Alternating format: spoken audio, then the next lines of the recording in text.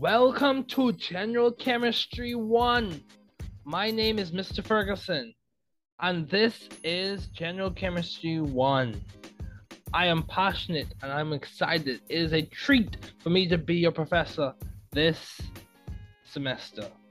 General Chemistry 1, it provides a basis and a foundation for analytical chemistry, biochemistry, organic chemistry, and physical chemistry. General Chemistry 1, it gives you the skills, tools, and acumen that you need to pursue your future careers.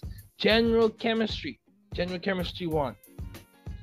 My name is Mr. Ferguson. I am an adjunct faculty member at the University of Bahamas. Just before we get started, I want to remind everyone, you are not alone. This is an academic community. Remember to get help when needed. Reach out to the university services if needed. Never give up. Keep trying. We are here to help you be ethical, intelligent, and successful scientists. However, at the end of the day, you must be responsible, ethical, and hardworking.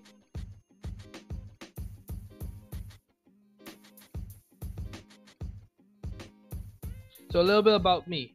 I am a value-driven individual. I want to make value-driven impact in society using science principles. Some of my values are respect, integrity, and excellence.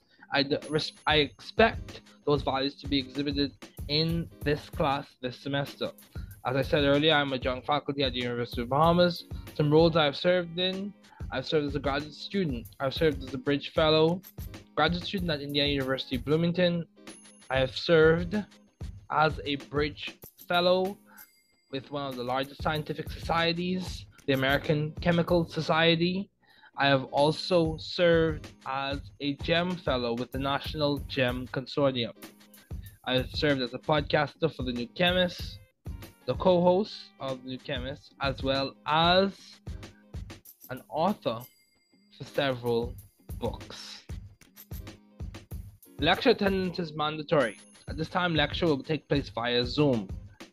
Class assignments will be placed on the online platform. If similar information about the class is lost for the first instance, we can arrange for another copy. After that, correspond with your classmates. A lot of the information that is provided this semester will be provided electronically.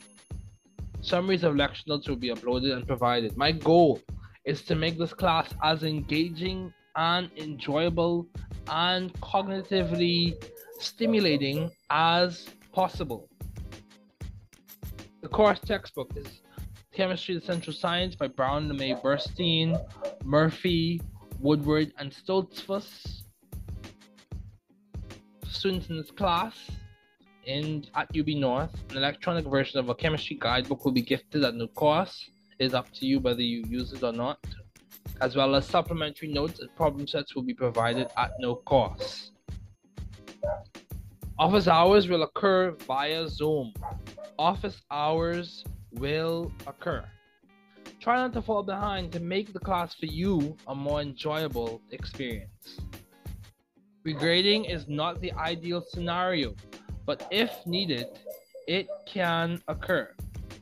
The grader and I will discuss any possible regrades, and it will be reassessed entirely if our regrade opportunity is granted. Also, a 2-page justification of why must be written and emailed to the professor. There will be 3 exams, each worth 150 points. Each exam will be 50 multiple choice, each worth 2 points, and there will be 5 short answers, each worth 10 points. The dates for the exams are September 21st, October 26th, and November 23rd this semester. Only medical absences approved by the university are allowed.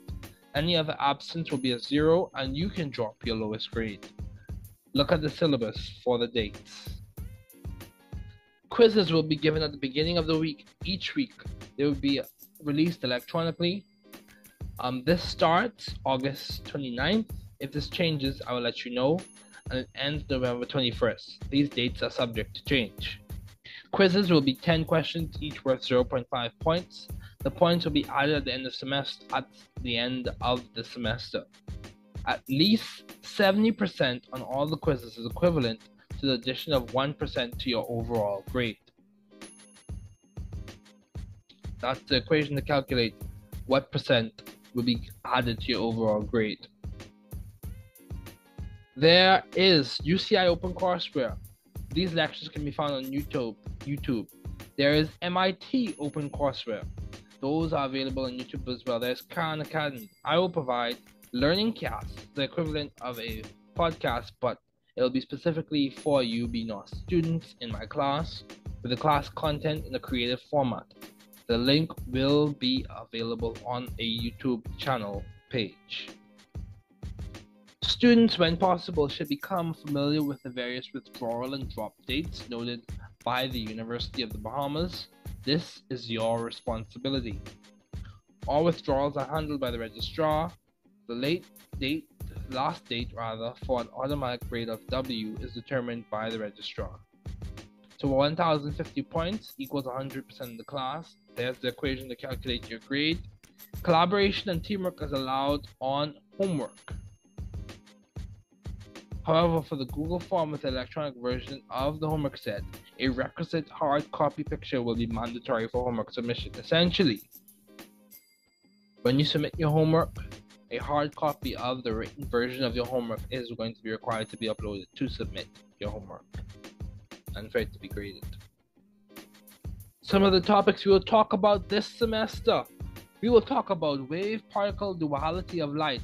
That's just a fancy way to say light exists as a wave and it also exists as particles.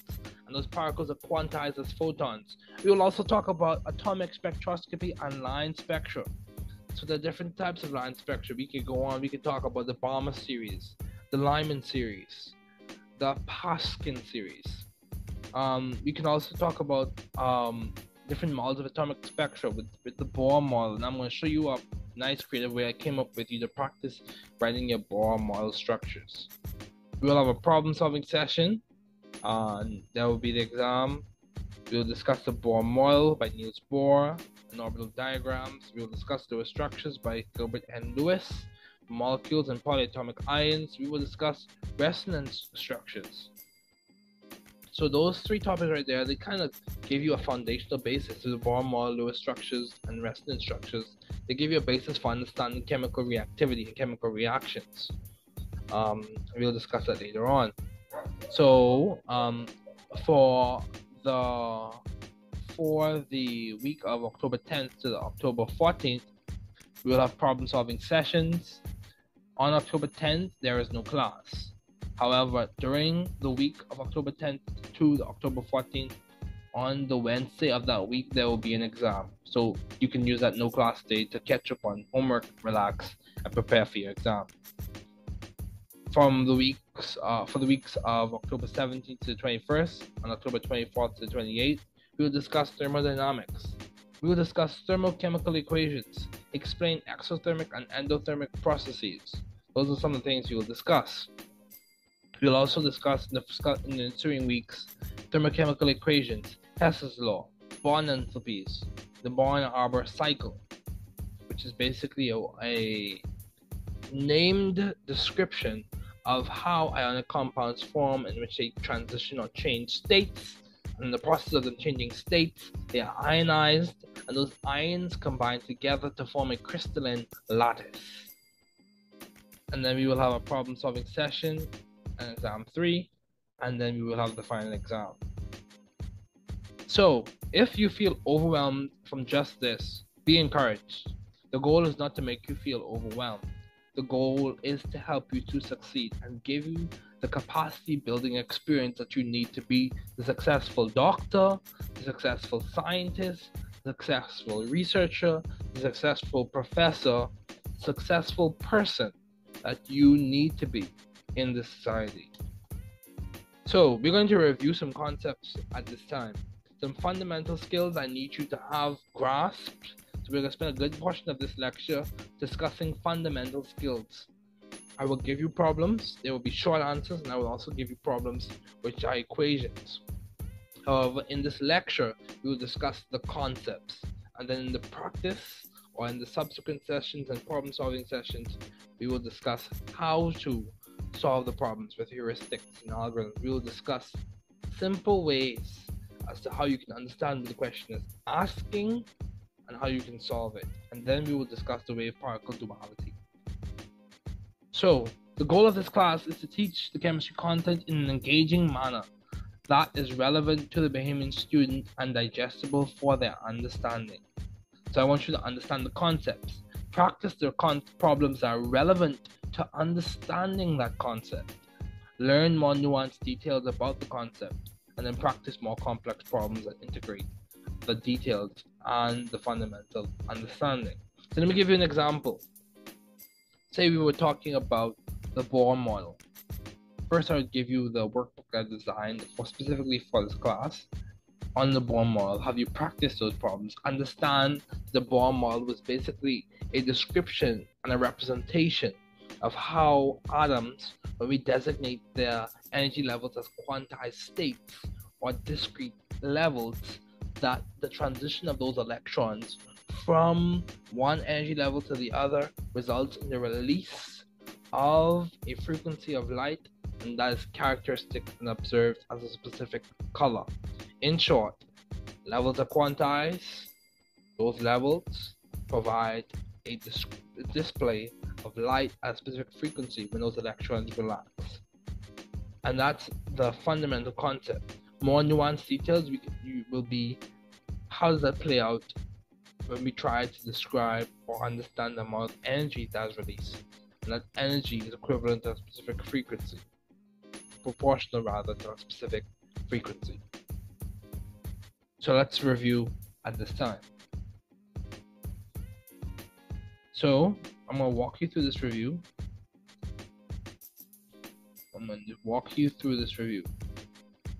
So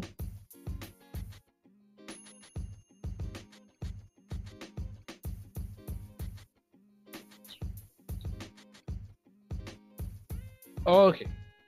So everyone, I designed the guidebook with the intention of teaching the content in a creative way.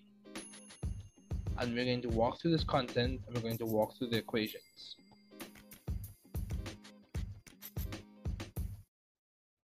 So as we begin this class, I want you to think about how will college be different from grade school?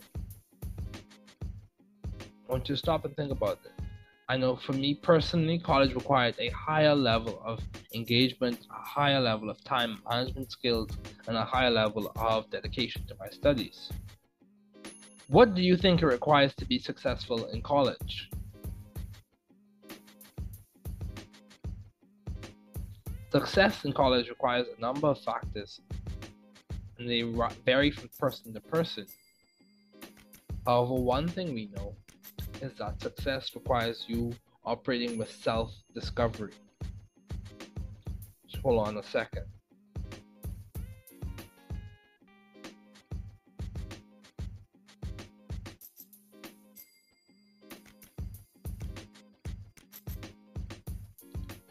Let's continue. How well do you expect to do in your first few semesters here? And how do you plan to aim for that success? As a science student and a former science student, because we're all learning this here, as a science student when I was an undergrad, one of the things that stood out to me was you must schedule your time and you must manage your time well.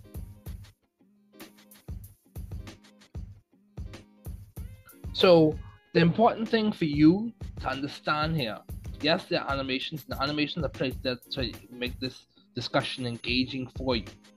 So the important thing to think about is, what is your learning style? How do you learn best? Are you an auditory learner? Are you a visual learner? Do you need to write it out? Do you need to use programs like Quizlet, Kahoot, Anki? All of those things, they are important, and you need to know what works best for you. If you're trying to understand what it entails for a career, there are podcasts you can listen to. There are a variety of things out there. This experience in this class will be what you make of it. I will try to give you the opportunities, the facilities, the resources for you to succeed. However, the work and the onus is on you. You must be dedicated, motivated, and encouraged to work well. So what time management strategies and group studying approaches can you use to ensure learning and academic success? So essentially, do you need to use Google Calendar? Do Do you need to use Outlook? Do you need to use a hard copy planner? I use both Google Calendar and a hard copy planner. You have to find what works for you and implement that strategy. Later on, we will discuss, and I will show you a video on strategy before this lecture ends. The importance of strategy. Strategy is more than just planning. It must be strategic. Now, some big ideas that this college chemistry covers, some of which we will discuss in the context of this semester. All matter is composed of atoms, and intermolecular forces and bonding explains their properties. Simply put, matter, things like solids, liquid, gases, ice, for example, is a solid, liquid, water, and gas would be water vapor. All of those things are composed of atoms. Those atoms are bonded together, covalently of course, to form H2O. Within or among those H2O molecules, there are intermolecular forces, and those intermolecular forces are hydrogen bonds. Those hydrogen bonds help us understand the physical and chemical properties of water. It's important for you to understand that. Everything boils down to the compositional units of the matter or the object you are describing. Chemical reactions involve intramolecular and intermolecular changes. Chemical reactions, whether they be double displacement, addition, substitution, displacement, single displacement, whatever the type of reaction that's being discussed or displayed, chemical reactions involve intramolecular, so we're talking about the bonding, and intermolecular, we're talking about what happens in between those molecules, those changes. So molecular collisions, molecular geometry, and the approach between molecules influences the speed of those reactions. So you also have thermodynamics and kinetics. They provide a lot of insight into physical and chemical changes. So thermodynamics is like one end of the seesaw, and kinetics is the other end of the seesaw. They are distinct, yet they coincide at points. Thermodynamics basically explains how heat and disorder plays or functions in chemical reactions. Kinetics explains how fast reactions occur and why they occur fast and what causes them to go fast, whether it be their orientation, their proximity, or their number of collisions. So equilibrium and thermodynamic parameters such as entropy, which is a fancy way to describe disorder, enthalpy, which is basically how you describe the heat energy of a reaction, and Gibbs free energy, which describes the capacity of the reaction or the molecule to do work of the reaction or to do work. And those ideas, enthalpy, entropy, and Gibbs free energy, provide insight into a reaction's thermodynamic potential, whether it's thermodynamically favorable or not. Another way to say that is whether it's spontaneous or not, or whether it will occur or it's likely to occur or not. It gives us insight into the products that will form, and how fast those products will form. And those parameters also give us insight into how they form. So that's important to understand. So we will discuss in this review session, we will discuss matter, dimensional analysis, problem solving, and introduction, and we'll introduce the history of some chemistry pioneers. So let's talk about the scientific method. The scientific approach to information consumption and knowledge generation involves the scientific method. So what does that mean? The scientific method is the way scientists do science. Essentially, the way they operate, the way they think, the way they practice. It's, if I was to give an analogy, the scientific method is how they operate. This figure below describes or shows an example or a version of how the process of thinking occurs for the scientific method. You have your observation, and then from your observation, whether you look at it physically, try to break it down chemically, you look at your hypothesis, which are basically your educated guesses about what is going on. And from there, you run experiments. From those experiments, you gain results.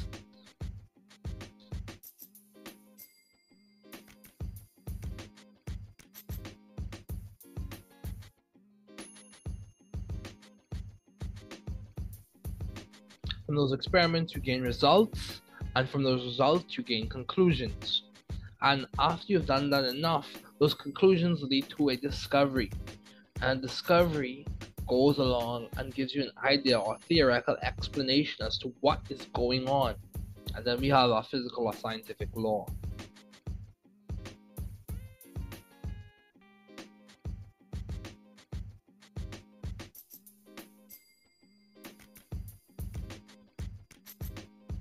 So, a critical part of nature is energy, which is basically the capacity to do work or to cause change.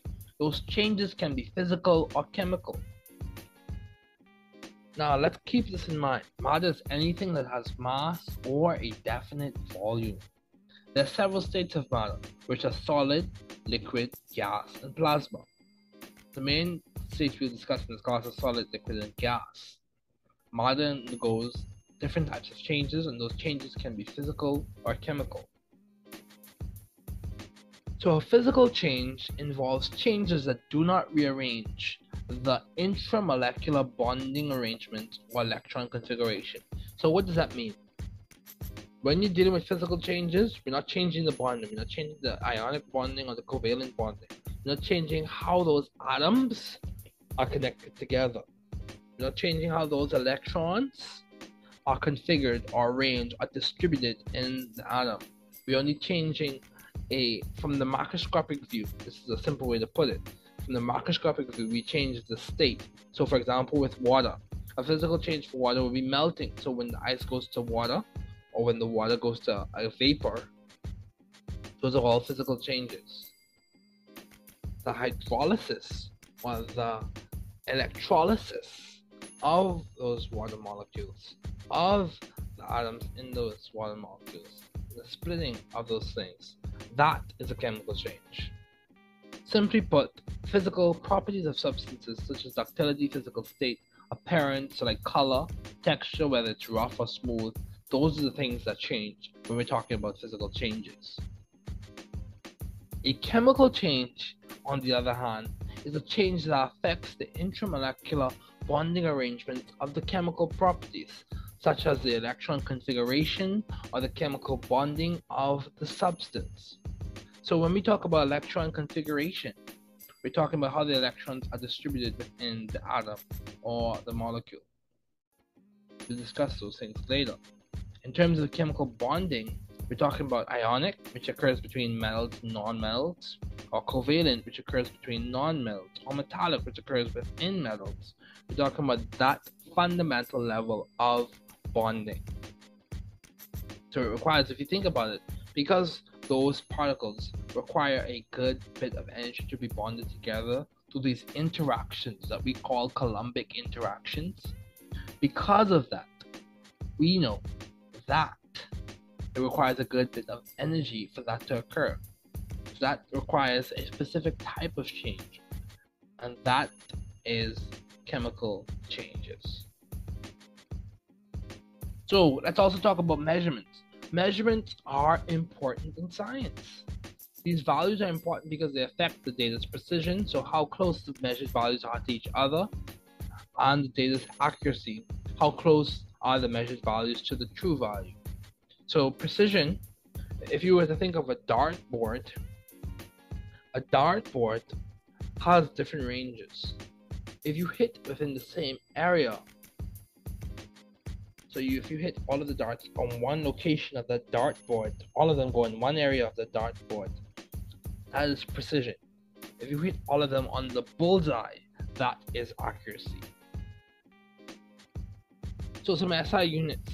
The SI units would be that are commonly discussed in chemistry: a length, which is in the SI unit of meter; time, which is in the SI unit of second; amount of substance, which is in the SI unit of mole; electric current, which is in the SI unit of ampere; temperature, which is in the SI unit of Kelvin; and luminous intensity, which is in the SI unit of candela. It's also important to remember that mass is in the SI unit of kilogram. So there are significant figures that are important. Significant figures. Some rules to keep in mind. There are 4 rules I want you to remember in this class. non-zero digits are always significant. Any zero contained between non-zeros is significant. For example, 203 or 203, the zero in between 2 and 3 is significant. Leading zeros are typically not significant.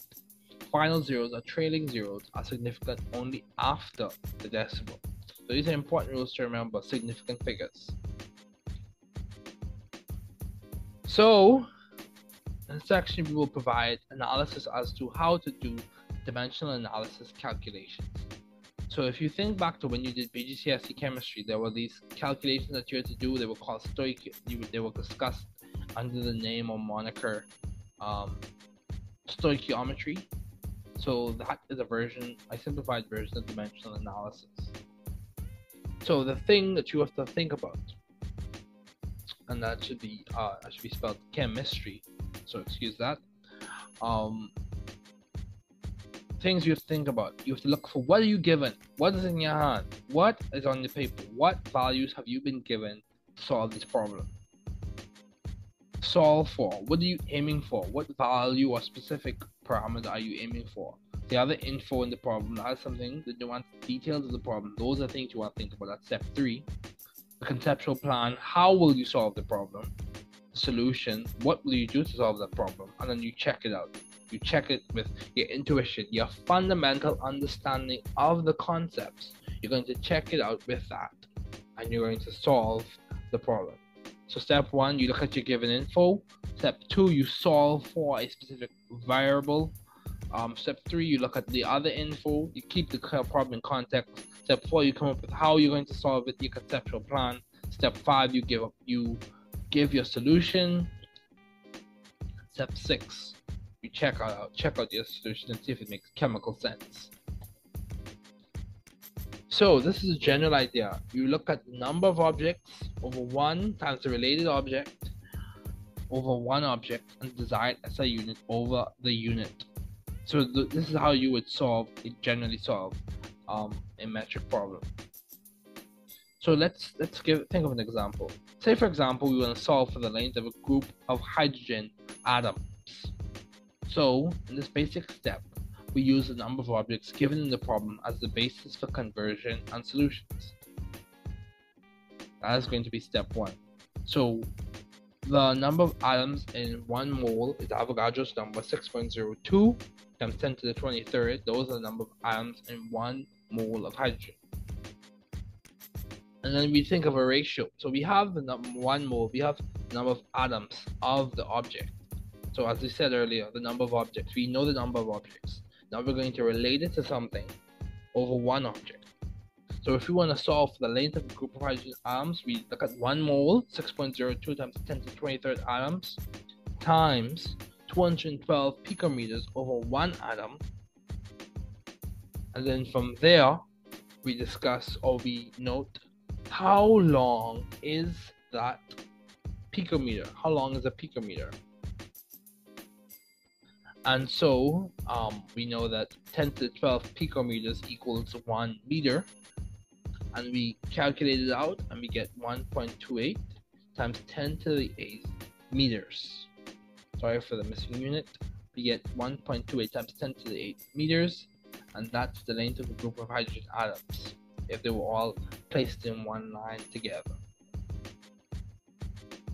So what is a derived unit? So we just discussed how you solve for metric analysis problems, and I will give you some of those to solve.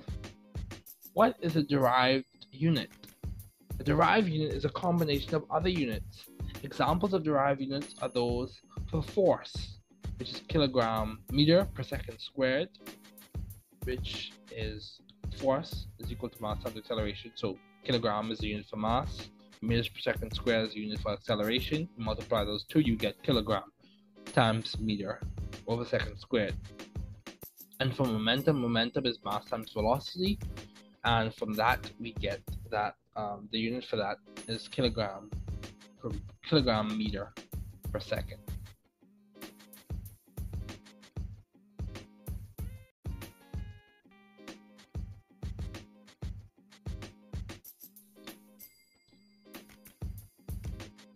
So what is that? Now we're going to talk about, we're still discussing foundations. So we're going to now talk about what is an intensive property. An intensive property, intensive, independent of the amount of substance. So an intensive property is a property that's independent of the amount of substance. And it involves, or an example of that is going to be density. So it's a characteristic property. It doesn't change depending on the amount that you have. It is the same no matter what amount of it you have. An extensive property is a property that does depend. So extend does depend on the amount of substance. An example of that is going to be mass.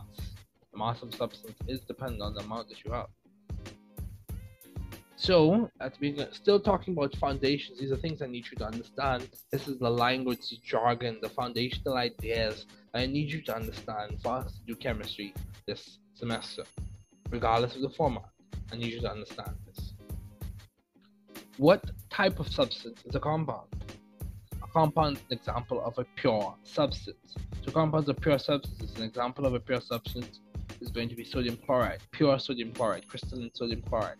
That's a compound made up of two different elements, and that is a pure substance, and it is a compound.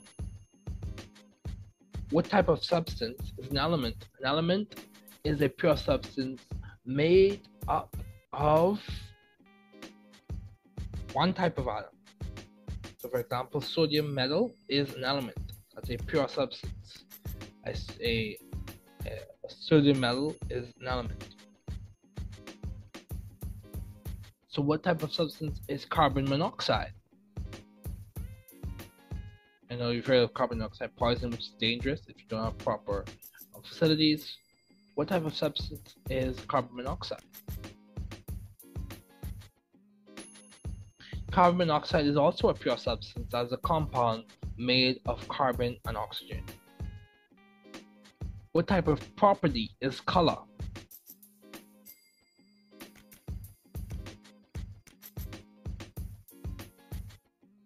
Color is a physical property and does not necessarily require the intermolecular bond breaking to be observed, although some electronic transitions do result in color changes, and that's where we get the atomic spectral series from. So it's interesting how they interplay. What are the rules for significant figures?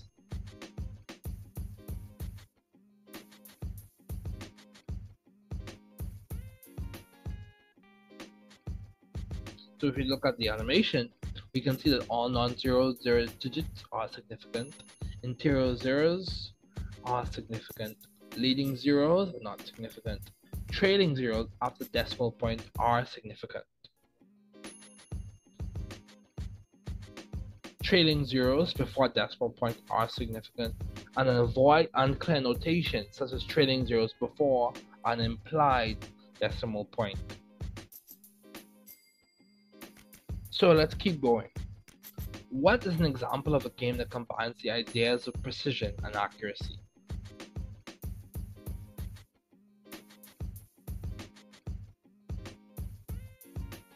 Darts. Darts is an example of a game that combines the ideas of precision and accuracy. Now let's talk about some more foundational concepts. We're going to talk about conservation laws.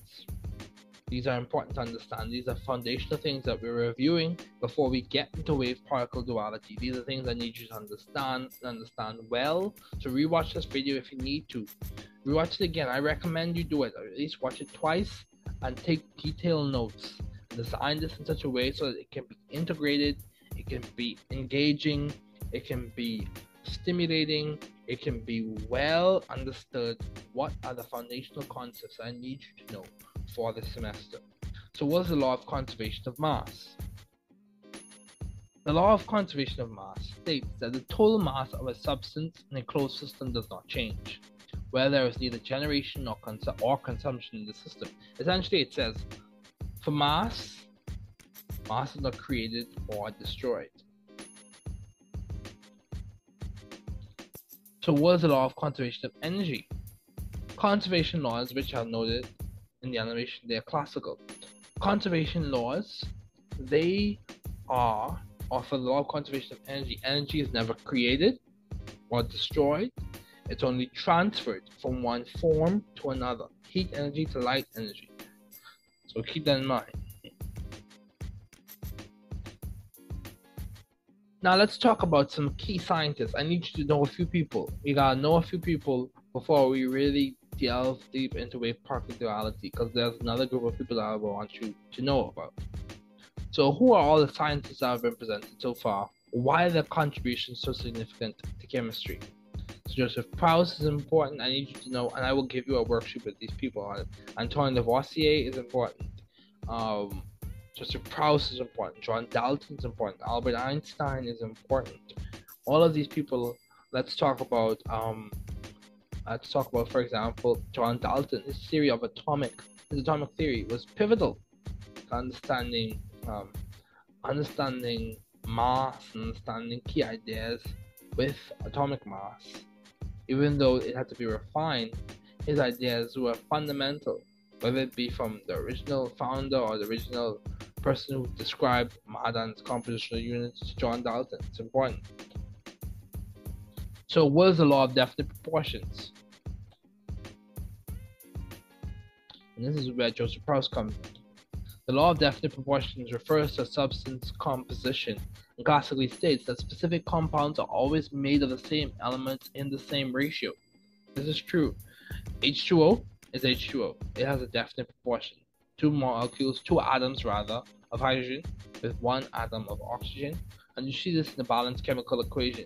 The balanced chemical equation is proof positive that the law of definite proportions is true in many instances, or in all instances at this level. What is the law of multiple proportions? This is where John Dalton comes in.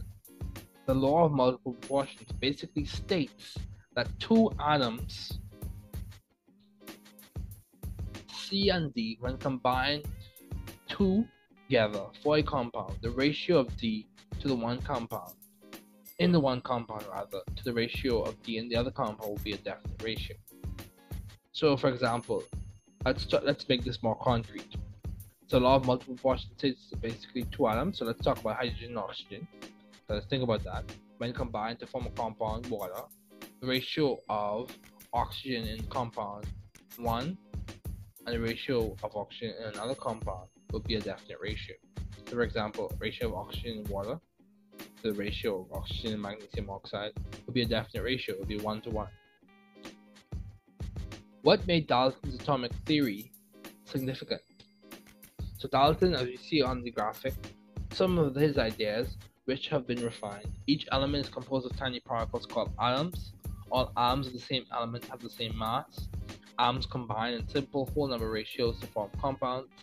And he said that atoms of one element cannot change into other atoms of another element.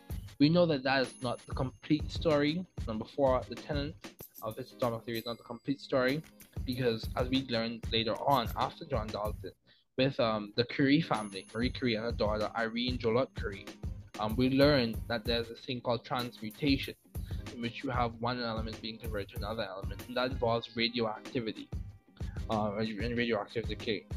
So let's keep the big picture in mind. What made his atomic theory significant?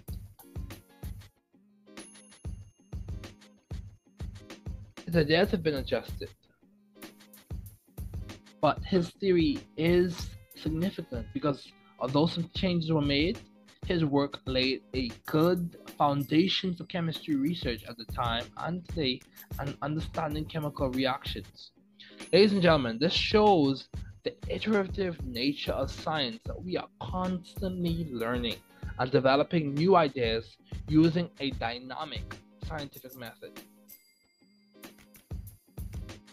Who was J.J. Thomson? See, we're talking about people now. These are people you need to know about, people you need to meet, who you need to discuss, who you need to talk about with your colleagues. You need to understand what did they do.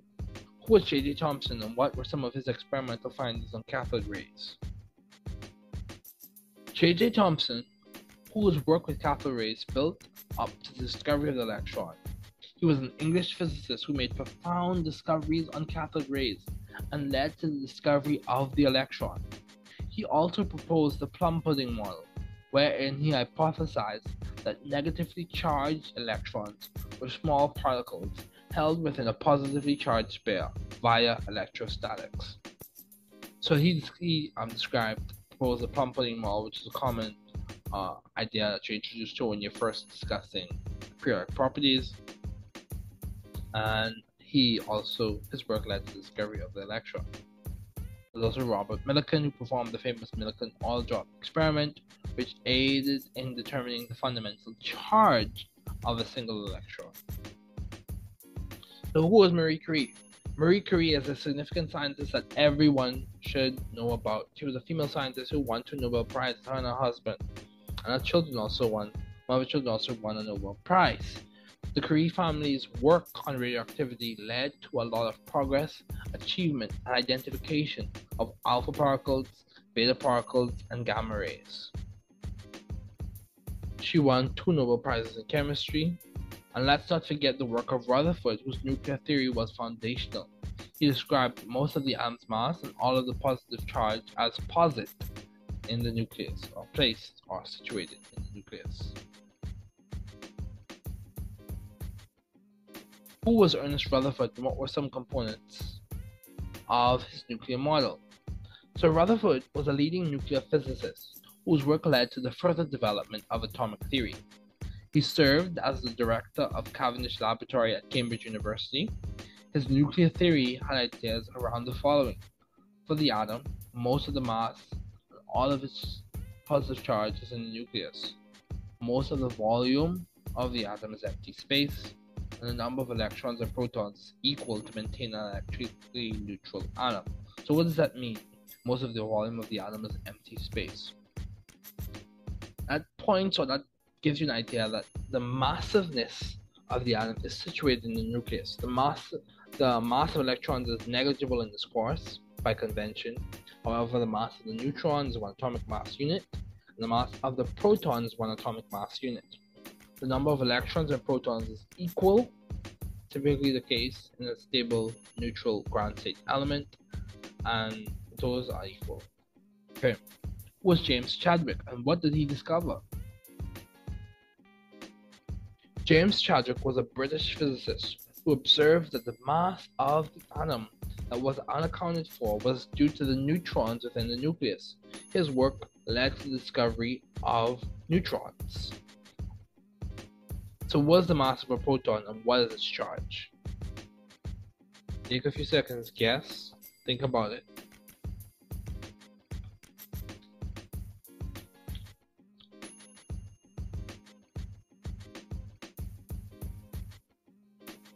Protons have a mass of 1.67 times 10 to the minus 27 kilograms, or 1 atomic mass unit. We can discuss the relationship between kilograms and atomic mass unit in a problem-solving session. Remind me. Also, a proton has a relative charge of positive 1. What is the mass of an electron and what is its charge?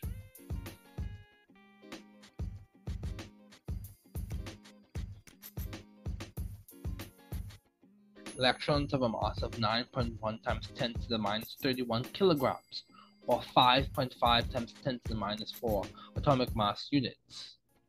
Also, an electron, has a relative charge of minus 1. So I want to just narrow in on some quick ideas from this animation. Niels Bohr was very important in general chemistry. His idea of atomic spectroscopy involved the study of electromagnetic radiation emitted and absorbed by atoms. He postulated that each stationary state or orbits are fixed or quantized.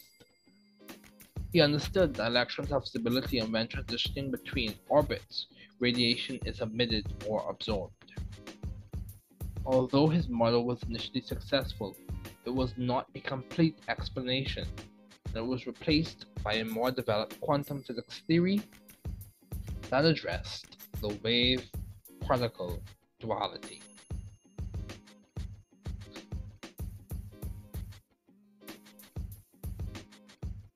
And that's very important. That kind of leads us into the idea of wave-particle duality. So what is the mass of a neutron, and what is its charge? Just before we transition into wave-particle duality, let's just continue going over a few foundational concepts. The mass of a neutron. The neutron has a mass of 1.67 times 10 to the minus 27 kilograms, or 1 atomic mass unit. Also, a neutron, rather, has a relative charge of 0. What are the symbols for atomic number and atomic mass? The symbol for atomic number is Z, and the symbol for atomic mass is A. So now let's discuss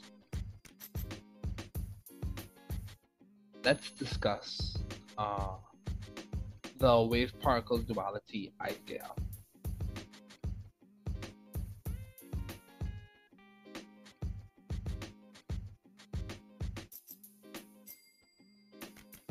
So, before we get to wave-particle duality, I want to introduce you to the Schrodinger's cat thought experiment. Before we get to wave-particle duality, I want to introduce you to that, and then we'll discuss wave-particle duality. But actually, before we get to showing you the images and describing it to you in the format we were just discussing it, I would like to show you a reference text that you can use as you do your studies.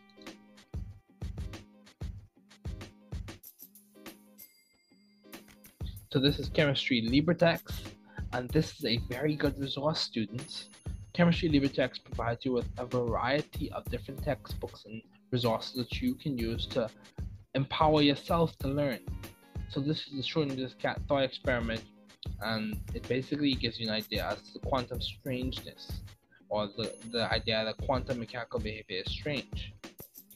It introduces the idea that things that equal probability of events occurring, but under observation, one is definite, or one is discretely known under observation, really known and observed. So let's go back to the PowerPoint. Now I want you to watch this video, and I'm going to turn my camera off and allow you to watch the video, and then we will continue with the lecture after the 2 videos.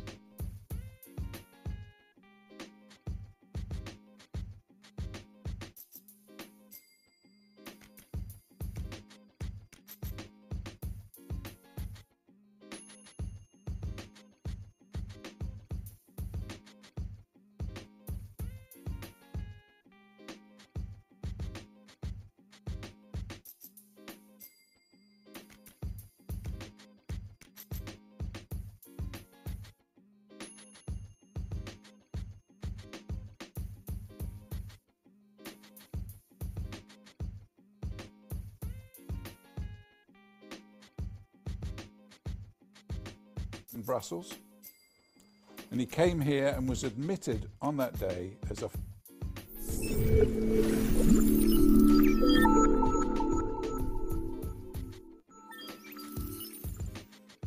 in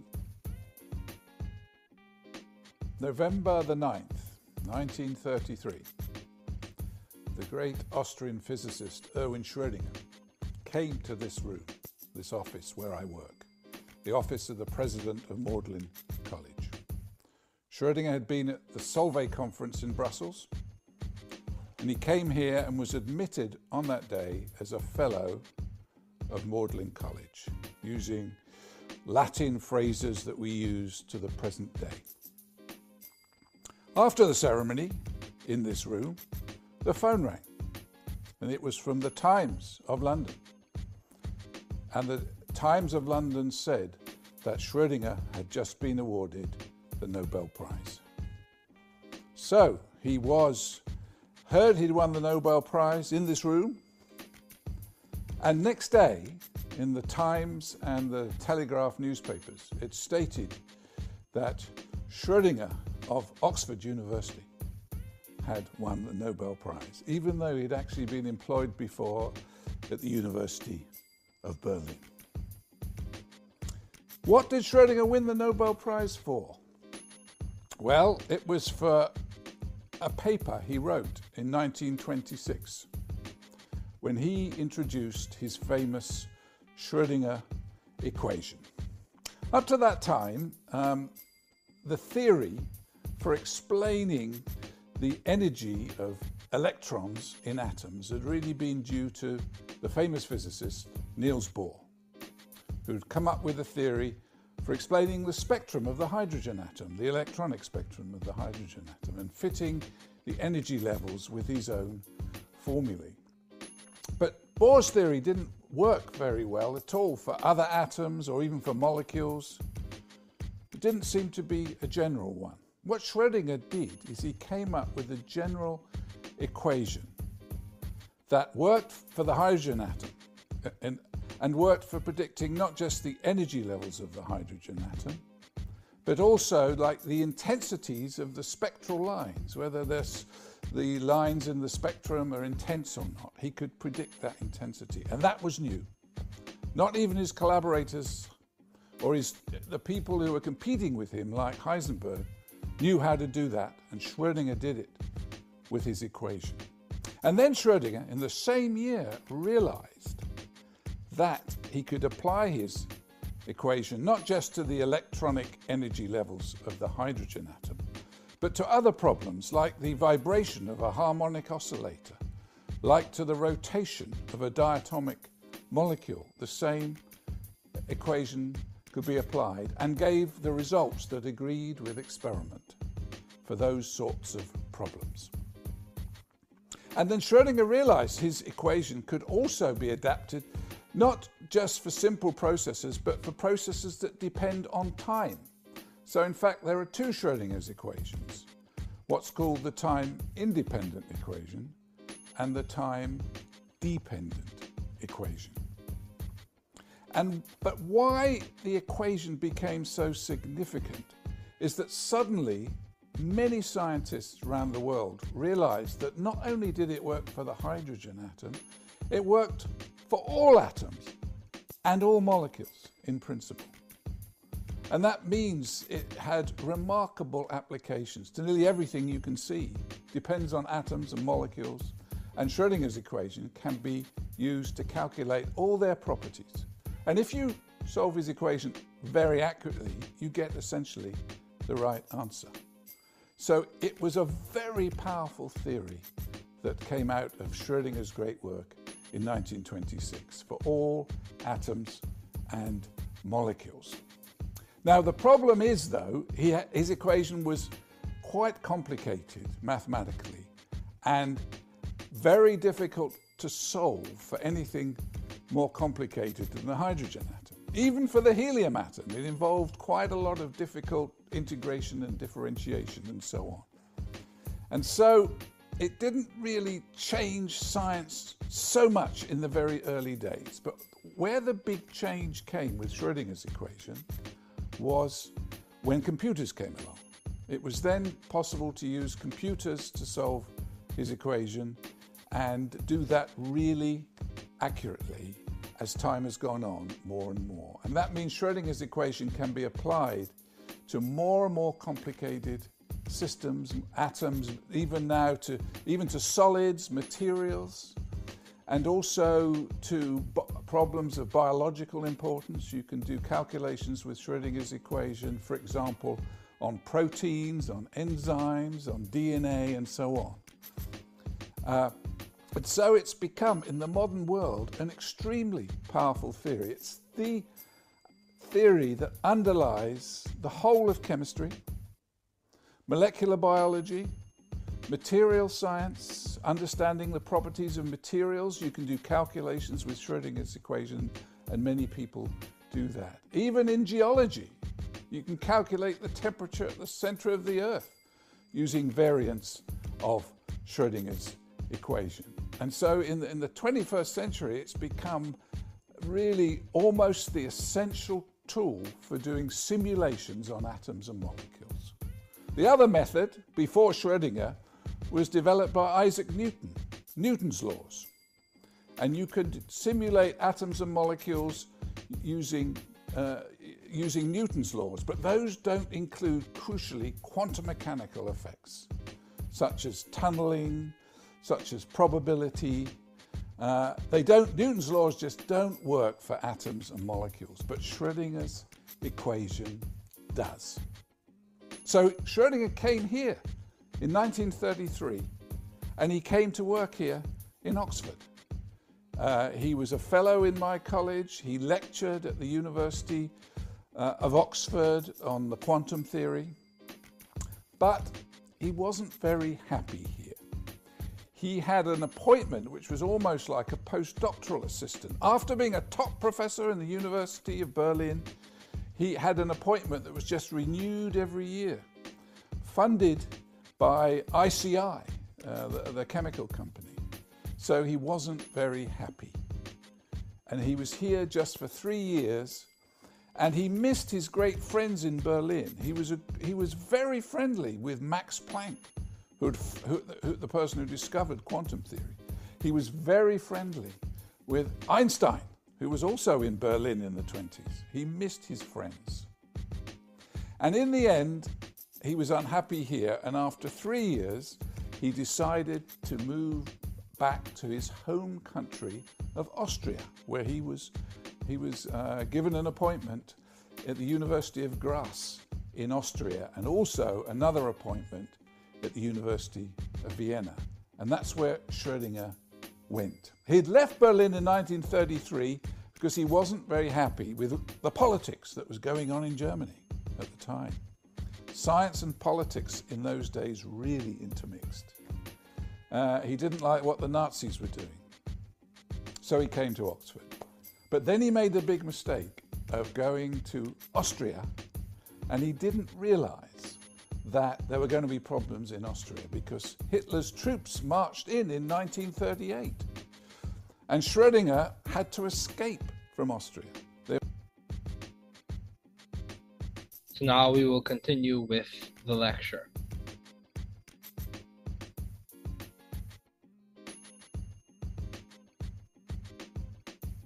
Let's look at video 2 and then we'll continue with the lecture.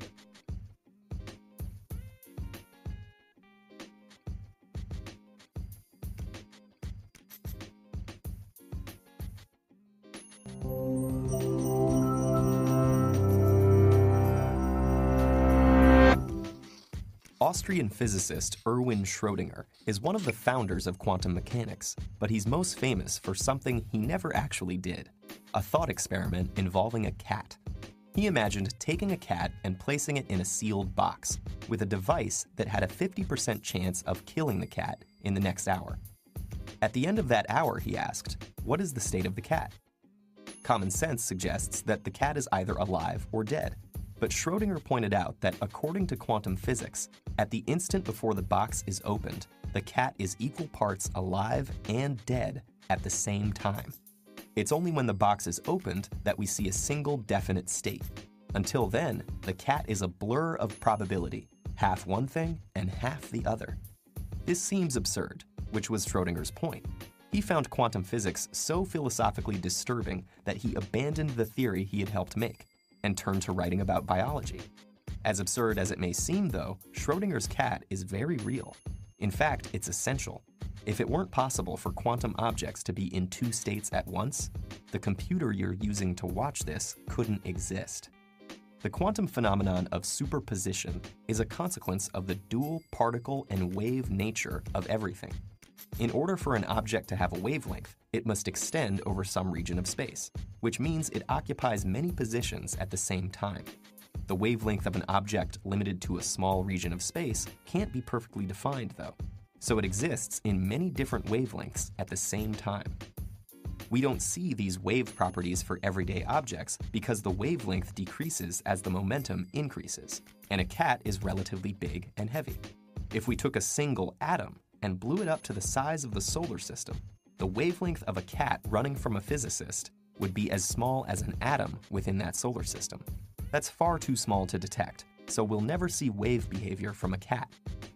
A tiny particle like an electron, though, can show dramatic evidence of its dual nature. If we shoot electrons, one at a time, at a set of two narrow slits cut in a barrier, Each electron on the far side is detected at a single place at a specific instant, like a particle. But if you repeat this experiment many times, keeping track of all the individual detections, you'll see them trace out a pattern that's characteristic of wave behavior. And this is what's referred to as the Young split experiment. We will get to that later on in the semester. This is pointing to and hinting to one of the big ideas that we're going to discuss next lecture, which is wave-particle duality. A set of stripes, regions with many electrons separated by regions where there are none at all. Block one of the slits and the stripes go away. This shows that the pattern is a result of each electron going through both slits at the same time. A single electron isn't choosing to go left or right, but left and right simultaneously. This superposition of states also leads to modern technology. An electron near the nucleus of an atom exists in a spread-out wave-like orbit. Bring two atoms close together, and the electrons don't need to choose just one atom, but are shared between them. This is how some chemical bonds form. An electron in a molecule isn't on just atom A or atom B, but A plus B. As you add more atoms, the electrons spread out more, shared between. And we account for this. This basically is describing what we describe as probability distribution, which basically is a fancy way of saying electrons exist over a cloud or a region of space, in not a one specific position. And this also hints at the idea of uncertainty, Heisenberg uncertainty, which basically describes that you cannot know with the same degree of accuracy the momentum or the position and the momentum of an electron at a specific point in time with the same level of accuracy. Between vast numbers of atoms at the same time. The electrons in a solid aren't bound to a particular atom, but shared among all of them, extending over a large range of space. This gigantic superposition of states determines the ways electrons move through the material, whether it's a conductor, or an insulator, or a semiconductor. Understanding how electrons are shared among atoms allows us to precisely control the properties of semiconductor materials like silicon. Combining different semiconductors in the right way allows us to make transistors on a tiny scale, millions on a single computer chip. Those chips and their spread out electrons power the computer you're using to watch this video. An old joke says that the internet exists to allow the sharing of cat videos. At a very deep level, though, the internet owes its existence to an Austrian physicist and his imaginary cat.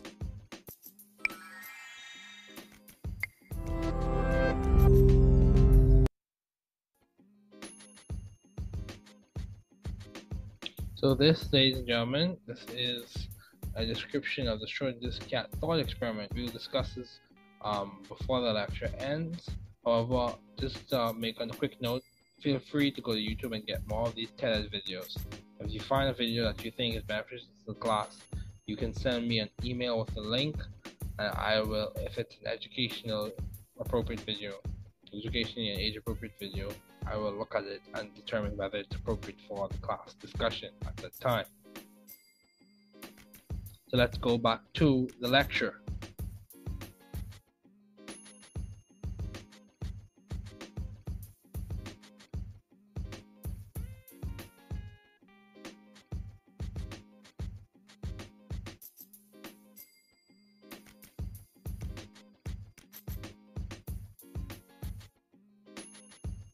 Just before we conclude, I want to discuss Schrodinger's cat thought experiment, and then we will conclude this lecture for today. Now, just in case you didn't get it the first time, I want to explain it to you from the animations I've designed for this class. So, with this, we have Schrodinger's cat thought experiment. In the thought experiment, you put a cat in a steel chamber for an experiment, and this whole scenario is just an imagination or an imaginary experiment.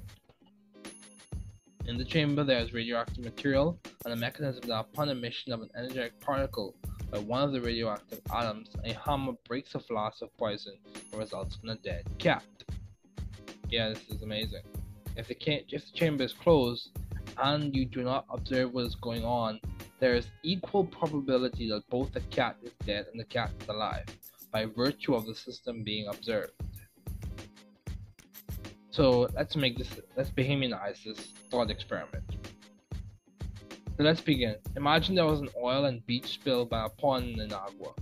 The area is enclosed by a mind your business fence, so you must enter the area to observe what occurs. If the flamingo in the area drinks from the pond, the flamingo will die in the area. If you are not around to observe what occurs in that pond area, and the pond area is enclosed, the flamingo has equal probability of being dead and being alive by virtue of the fact that the system is not observed. So what does this point to? Don't get lost in the details. What does this point to? This points at quantum mechanical behavior and uniqueness and strange nature of it. It also hints at how quantum mechanical behavior does not exactly transfer for an understanding of macroscopic behavior. There is uncertainty and indeterminacy. Yes, the behavior of electrons is strange.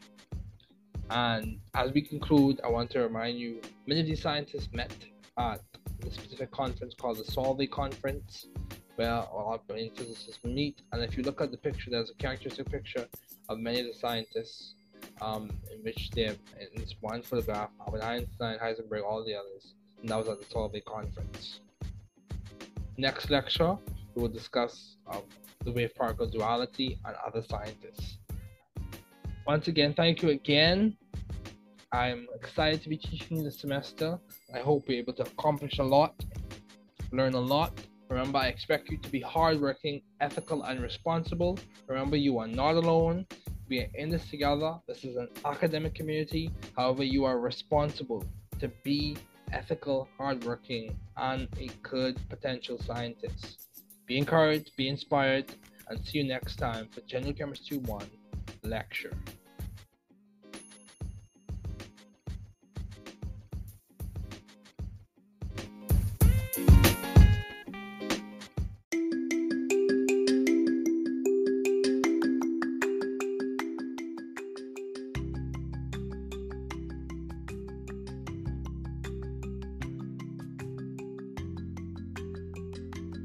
Bienvenue en chimie générale 1. Je m'appelle Monsieur Ferguson et voici le général.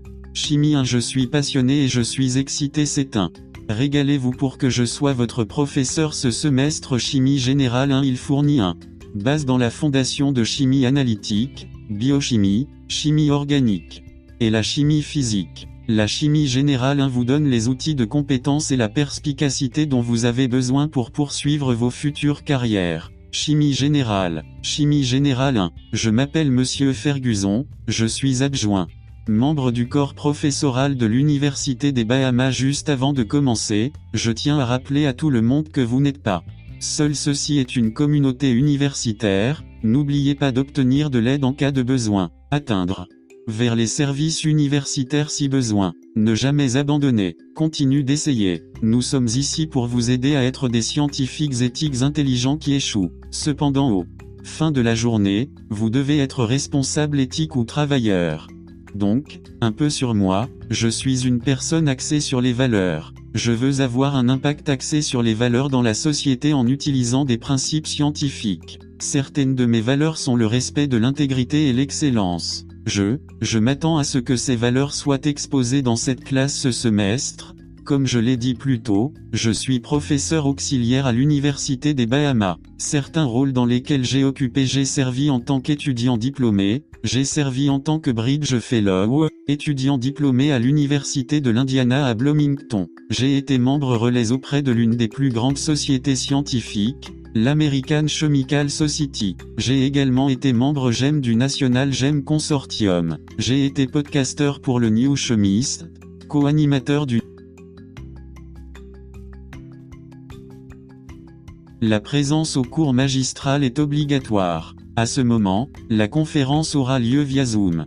Les devoirs de classe seront placés sur la plateforme en ligne. Si des informations similaires sur la classe sont perdues pour la première instance, nous pouvons organiser une autre copie. Après cela, correspondez avec vos camarades de classe. Beaucoup d'informations qui est fourni ce semestre sera fourni par voie électronique. Des résumés des notes de cours seront téléchargés et fournis. Mon objectif est de rendre ce cours aussi engageant, agréable et stimulant sur le plan cognitif que possible. Le manuel du cours est chemisterie de Central Sciences de Brown, Burstein, Murphy, Woodward et Stoltz fut. Les étudiants de cette classe AUB Noort recevront gratuitement une version électronique d'un guide de chimie. C'est à vous de décider si vous l'utilisez ou non. De plus, des ensembles de problèmes de notes supplémentaires seront fournis sans frais. Les heures de bureau se feront via Zoom. Les heures de bureau auront lieu. Essayez de ne pas prendre de retard pour rendre le cours pour vous une expérience plus agréable. Le reclassement n'est pas le scénario idéal, mais si nécessaire, il peut se produire. L'évaluateur et moi discuterons de tout reclassement possible, et il sera entièrement réévalué si l'opportunité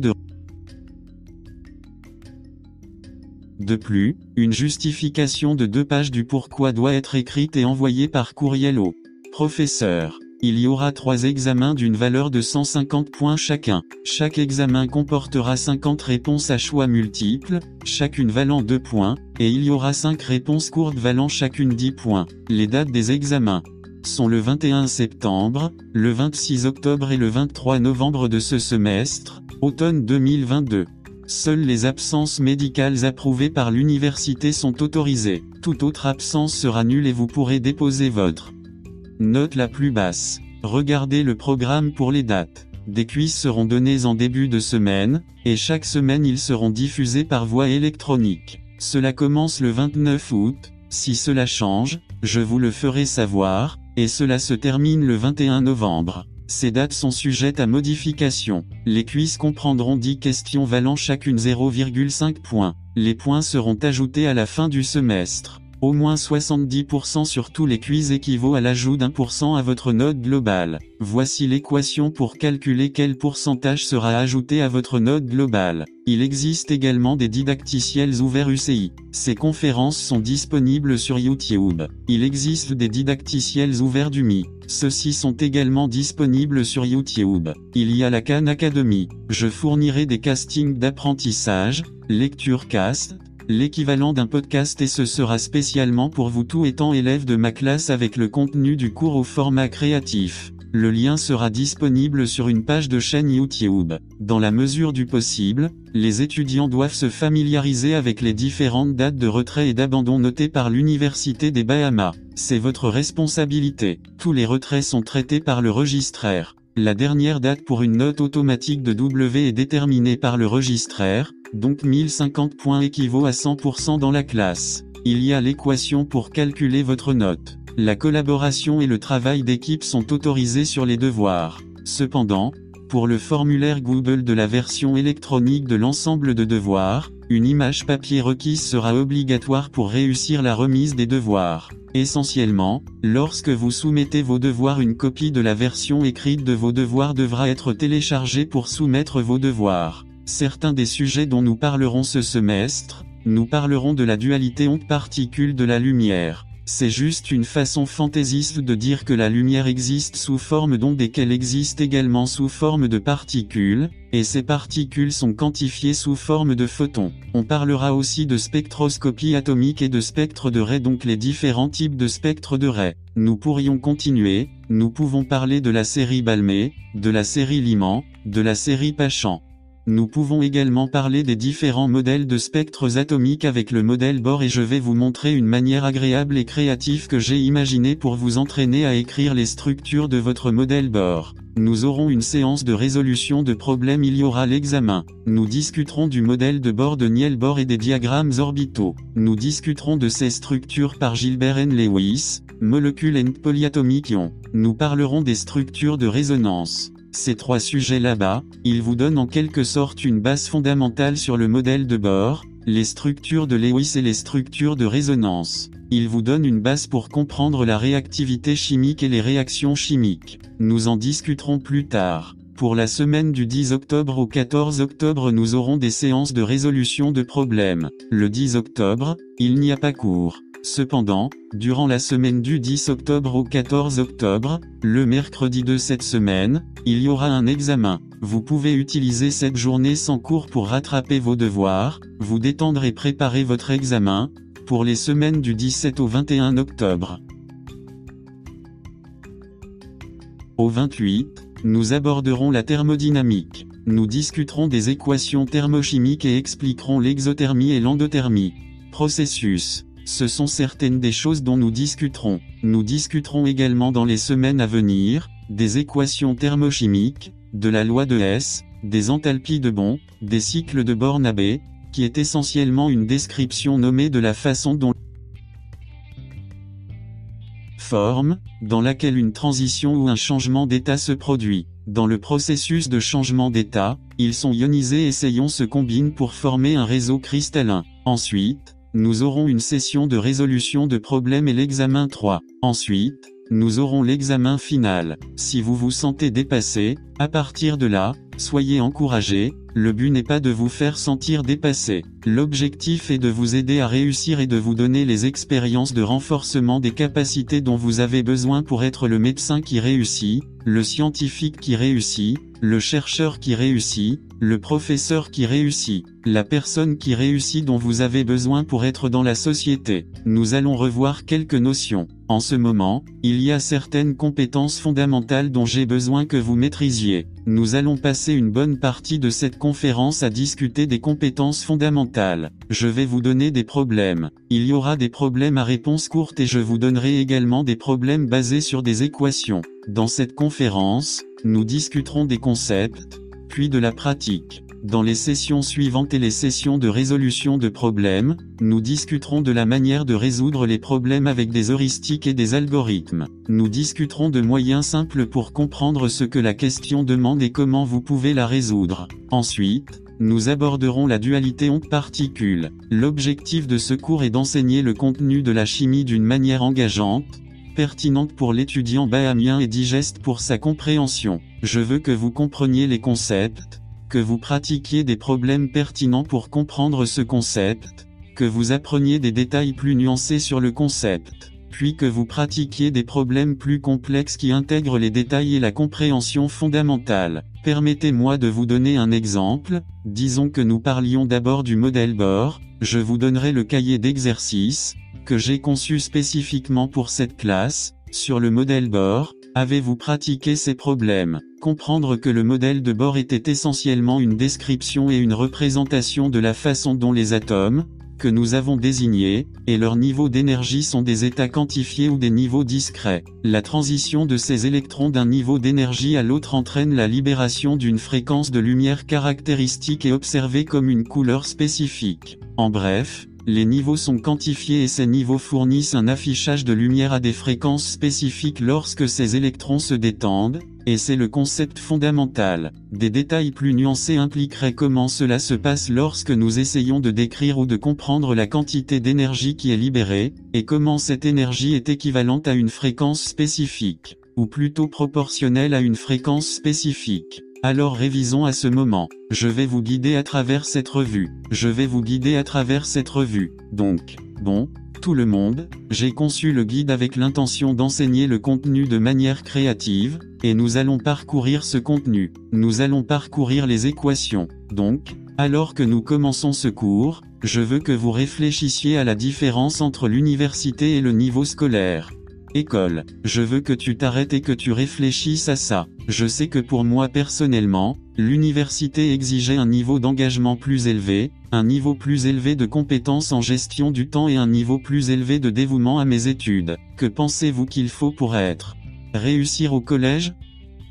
Le succès au collège dépend d'un certain nombre de facteurs et il varie d'une personne à l'autre. Cependant, une chose que nous savons, c'est que le succès exige que vous travaillez avec la découverte de soi. Attendez juste une seconde. Nous allons continuer. Dans quelle mesure vous attendez-vous à faire vos premiers semestres ici et comment comptez-vous viser ce succès? En tant qu'étudiant en sciences et ancien étudiant en sciences parce que nous sommes tous des apprenants ici. En tant qu'étudiante en sciences quand j'étais au premier cycle, on m'a dit qu'il fallait planifier son temps et bien le gérer. Donc, la chose importante que vous comprenez ici, oui les animations, l'animation sont placées pour rendre cette discussion engageante pour vous. Donc, la chose importante à laquelle il faut penser est quel est votre style d'apprentissage? Comment apprends-tu le mieux? Êtes-vous un apprenant auditif? Êtes-vous un apprenant visuel? Avez-vous besoin de l'écrire? Avez-vous besoin d'utiliser des programmes comme Keysley, KE, Anki? Toutes ces choses sont importantes et vous devez savoir ce qui vous convient le mieux. Si vous essayez de comprendre ce que cela implique pour une carrière, il existe des podcasts que vous pouvez écouter sur une variété de sujets. Cette expérience dans cette classe sera ce que vous en ferez. Je vais essayer de vous donner les opportunités, les facilités, les ressources, pour que vous réussissiez. Cependant, le travail et la responsabilité vous incombent. Vous devez être dévoué, motivé et encouragé à bien travailler. Alors, quelle stratégie de gestion du temps et quelles approches d'études de groupe pouvez-vous utiliser pour assurer l'apprentissage et la réussite scolaire? Donc, essentiellement, avez-vous besoin d'utiliser Google Agenda? Avez-vous besoin d'utiliser Outlook? Avez-vous besoin d'utiliser un planificateur papier? J'utilise à la fois Google Agenda et un agenda papier. Vous devez trouver des travaux pour vous et mettre en œuvre cette stratégie. Plus tard, nous discuterons de la stratégie et je vous montrerai une vidéo sur la stratégie. Consultez YouTube sous Harvard Business Review, avant la fin de cette conférence. L'importance de la stratégie est plus que la planification. Vous devez être stratégique. Maintenant, quelques grandes idées que couvre cette chimie universitaire, dont certaines seront discutées dans le cadre du semestre. Toute matière est composée d'atomes et les forces et liaisons intermoléculaires expliquent leurs propriétés. En termes simples, la matière comme le solide, le liquide, les gaz, la glace par exemple est un solide, elle est un liquide et l'eau et le gaz serait la vapeur d'eau. Toutes ces choses sont composées d'atomes.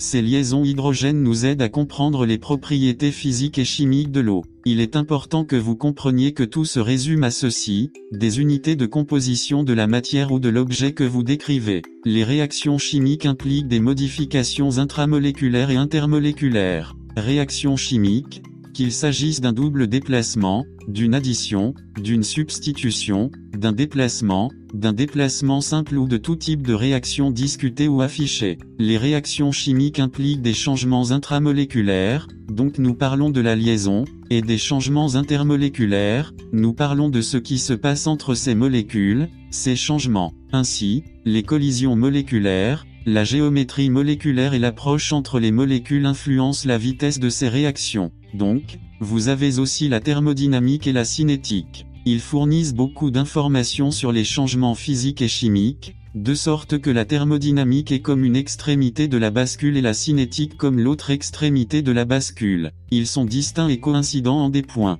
La thermodynamique explique essentiellement comment la chaleur et le désordre jouent ou fonctionnent dans les réactions chimiques. La cinétique explique à quelle vitesse les réactions se produisent, et pourquoi elles se produisent rapidement, et ce qui les fait aller vite, que ce soit leur orientation, leur proximité ou ce nombre de collisions. Donc, l'équilibre, les paramètres thermodynamiques tels que l'entropie qui est une autre façon élégante de décrire le désordre, l'enthalpie qui est essentiellement la façon dont vous décrivez l'énergie thermique d'une réaction, et l'énergie libre de Gibbs qui décrit la capacité de la réaction ou de la molécule à faire travail de réaction pour le travail et ses idées. L'entropie et l'énergie libre de Gibbs donnent un aperçu du potentiel thermodynamique des réactions, qu'elles soient différentes, ce qui serait favorable ou non. Une autre façon de dire cela est de savoir si c'est spontané ou non ou si cela se produira ou est susceptible de se produire ou non. Cela nous donne un aperçu des produits qui se formeront, à quelle vitesse ces produits se formeront, et ces paramètres nous donneront également un aperçu de la façon dont ils se forment. Donc c'est important de comprendre. Nous en discuterons lors de cette séance d'examen. Nous discuterons de la matière, de l'analyse dimensionnelle, de la résolution de problèmes et des introductions. Nous présenterons brièvement l'histoire de quelques pionniers de la chimie. Parlons donc de la méthode scientifique, l'approche scientifique de la consommation d'informations et de la génération de connaissances implique la méthode scientifique. Alors qu'est-ce que cela signifie? La méthode scientifique est la façon dont les scientifiques font de la science. Essentiellement leur façon de fonctionner, leur façon de penser, la façon dont ils pratiquent. C'est comme si je devais donner une analogie, la méthode scientifique est la façon dont ils fonctionnent. Cette figure ci-dessous décrit et montre un exemple ou une version de la façon dont le processus de réflexion, voir la vidéo YouTube, se produit pour la méthode scientifique. Vous avez votre observation, puis à partir de votre observation,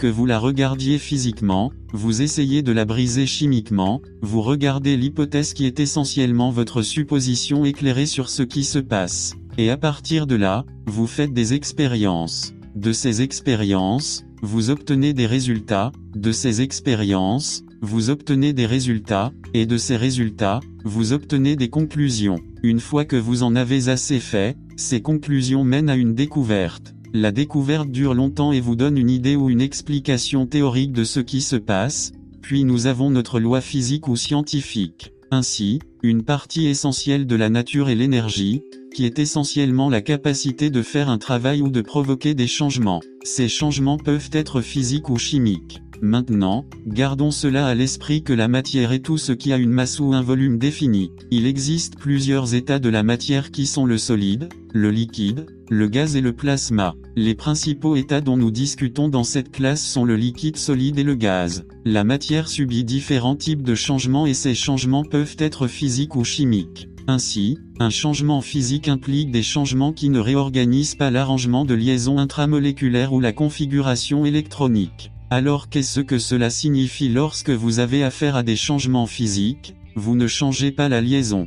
Nous ne changeons pas la liaison ionique ou la liaison covalente. Nous ne changeons pas la façon dont ces atomes sont connectés ensemble. Vous ne changez pas la façon dont ces électrons sont configurés, disposés ou distribués dans l'atome. Nous ne changeons que du point de vue microscopique. C'est une façon simple de le dire du point de vue microscopique. Nous changeons l'état, par exemple avec de l'eau. Un changement physique pour l'eau fondra. Lorsque la glace se transforme en eau ou lorsque l'eau se transforme en vapeur, ce sont tous des changements physiques. L'hydrolyse ou l'électrolyse de ces molécules d'eau ou des atomes dans ces molécules d'eau, la division de ces choses qui est un changement chimique. En termes simples, les propriétés physiques des substances telles que la ductilité, l'état physique, l'apparence comme la couleur ou la texture, qu'elles soient rugeuses ou lisses, ce sont les choses qui changent. Lorsque nous parlons de changement physique, un changement chimique, en revanche, est un changement qui affecte la disposition des liaisons intramoléculaires des propriétés chimiques telles que la configuration électronique ou la liaison chimique de la substance. Lorsque nous parlons de la configuration électronique, nous parlons de la façon dont les électrons sont répartis dans l'autre ou la molécule. Nous discuterons de ces choses plus tard en termes de liaison chimique. Nous parlons de liaison ionique qui se produit entre les métaux et les non-métaux ou covalente qui se produit entre les non-métaux, ou de liaison métallique qui se produit dans les métaux. Nous parlons de ce niveau fondamental de liaison. Il faut donc y réfléchir, car ces particules nécessitent une bonne quantité d'énergie pour être liées ensemble par ces interactions que nous appelons les interactions coulombiques. À cause de cela, nous savons qu'il faut une bonne quantité d'énergie pour que cela se produise, ce qui nécessite un type spécifique de changement et c'est un changement chimique. Alors parlons aussi des mesures. Les mesures sont importantes en science. Ces valeurs sont importantes car elles affectent la précision des données, donc à quel point les valeurs mesurées sont proches les unes des autres, et la précision, à quel point les valeurs mesurées sont proches de la valeur réelle. Donc,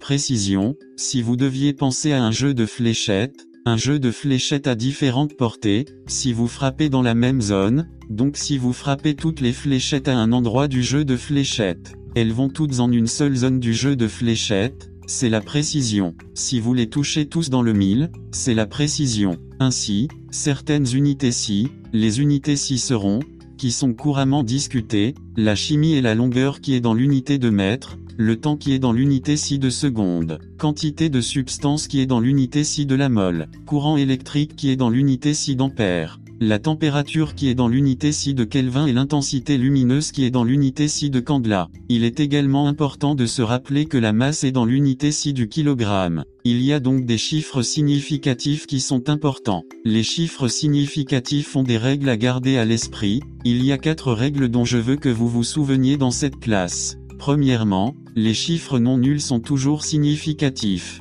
Tout zéro contenu entre des non-zéros est significatif. Par exemple 203, à 203, le 0 entre 2 et 3 est significatif. Les zéros non significatifs ne sont généralement pas significatifs. Les zéros finaux ou les zéros de fin ne sont significatifs qu'après la virgule. Ce sont donc des règles importantes à retenir concernant les chiffres significatifs. Donc, Pour l'instruction, nous fournirons une analyse sur la façon de faire des calculs d'analyse dimensionnelle. Donc, si vous repensez à l'époque où vous faisiez de la chimie BGCSE, il y avait ces calculs que vous deviez faire. Ils ont été appelés stoichiométrie et ils ont été discutés sous le nom ou surnom de stoichiométrie. C'était donc une version simplifiée de l'analyse dimensionnelle. Donc, la chose à laquelle vous devez penser et qui devrait être orthographiée chimie, alors excusez-moi. Chose auquel vous devez penser que vous devez rechercher un. Qu'est-ce qu'on vous donne? Qu'est-ce qu'il y a dans ta main? Qu'y a-t-il sur le papier?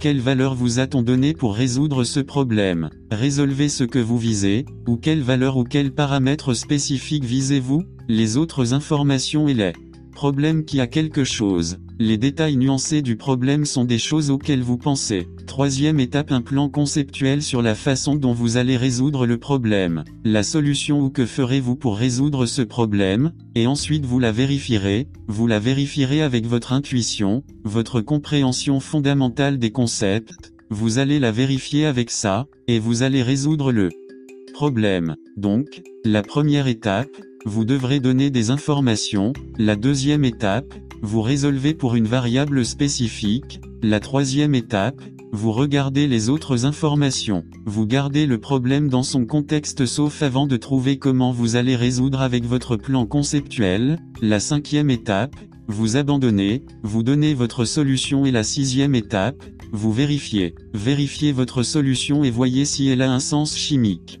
C'est donc une idée générale que vous regardez le nombre d'objets sur une fois l'objet lié sur un objet et l'unité souhaitée, disons sur l'unité. C'est donc ainsi que vous le résoudriez généralement pour résoudre un problème métrique. Alors réfléchissons à un exemple. Disons par exemple que nous voulons résoudre la longueur d'un groupe d'atomes d'hydrogène. Donc dans cette étape de base, nous utilisons le nombre d'objets donnés dans le problème comme base de la conversion et des solutions qui va être la première étape.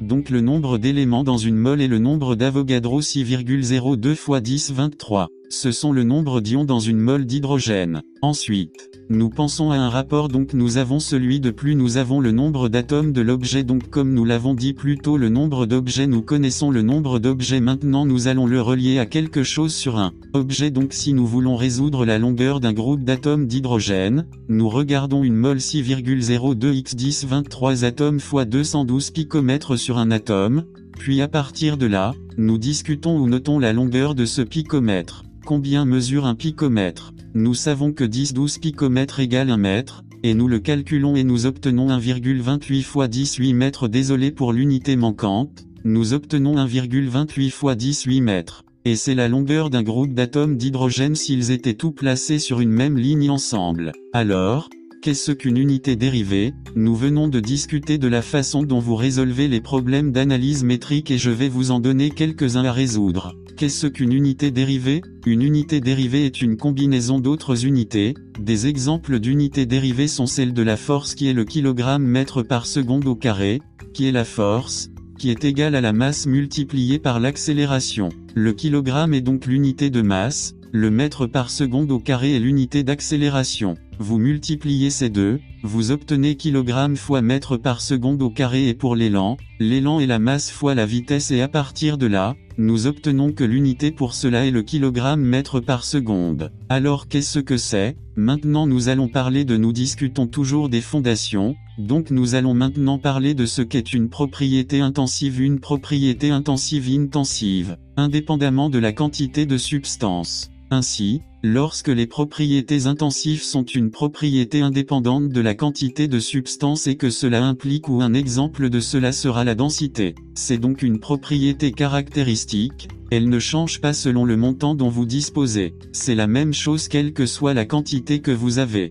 Une propriété extensive est une propriété qui dépend, donc son étendue dépend, de la quantité de substance. Un exemple de cela va être la masse. La masse de substance dépend de la quantité que vous avez. Voilà, on parle encore de fondation. Ce sont des choses que j'ai besoin que vous compreniez, c'est le langage, le jargon, les idées fondamentales, j'ai besoin que vous compreniez rapidement pour faire de la chimie ceci. Semestre. Peu importe le format. En outre, vous devez simplement comprendre quel type de substance est un composé. Un composé est un exemple de substance pure. pour composé, une substance pure est, un exemple de substance pure va être le chlorure de sodium. Chlorure de sodium pur, chlorure de sodium cristallin, c'est un composé composé de deux éléments différents, et c'est une substance pure. C'est un composé. Quel type de substance est un élément? Un élément est une substance pure composée d'un type d'atome. Par exemple, le sodium métallique est un élément qui est une substance pure. Un sodium métallique est un élément. Alors, quel type de substance est le monoxyde de carbone? Je sais que vous avez entendu parler d'empoisonnement au monoxyde de carbone, qui est dangereux si vous ne disposez pas d'installations adéquates. Quel type de substance est le monoxyde de carbone? Le monoxyde de carbone est également une substance pure en tant que composé de carbone et d'oxygène. Quel type de propriété est la couleur? La couleur est une propriété physique et ne nécessite pas nécessairement l'observation de la rupture de la liaison intermoléculaire. Bien que certaines transitions électroniques entraînent des changements de couleur et c'est de là que nous obtenons la série spectrale atomique. C'est intéressant de voir comment ils interagissent. Quelles sont les règles pour les chiffres significatifs? Donc, si vous regardez l'animation, nous pouvons voir que tous les chiffres non nuls sont significatifs, les zéros intérieurs sont significatifs, les zéros non significatifs, les zéros après la virgule sont significatifs. Évitez les notations telles que les zéros avant un point décimal implicite. Alors continuons. Pouvez-vous donner un exemple de jeu qui combine les notions de précision et d'exactitude? Fléchette. Fléchette est un exemple d'un jeu qui combine des idées de précision et d'exactitude. Parlons maintenant de quelques concepts plus fondamentaux. Nous allons parler des lois de conservation. Il est important de comprendre que ce sont des éléments fondamentaux que nous examinons avant d'aborder la dualité onde-particule. Ce sont des choses que j'ai besoin que vous compreniez et que vous compreniez bien pour revoir cette vidéo. Si vous avez besoin de la revoir, je vous recommande de le faire. Regardez-le au moins 2 fois et prenez des notes détaillées. Je l'ai conçu de manière à ce qu'il puisse être intégré. Cela peut être engageant, cela peut être stimulant, cela peut être bien compris. Quels sont les concepts fondamentaux que j'ai besoin que vous connaissiez pour le semestre? Alors, quelle est la loi de la conservation de la masse? Le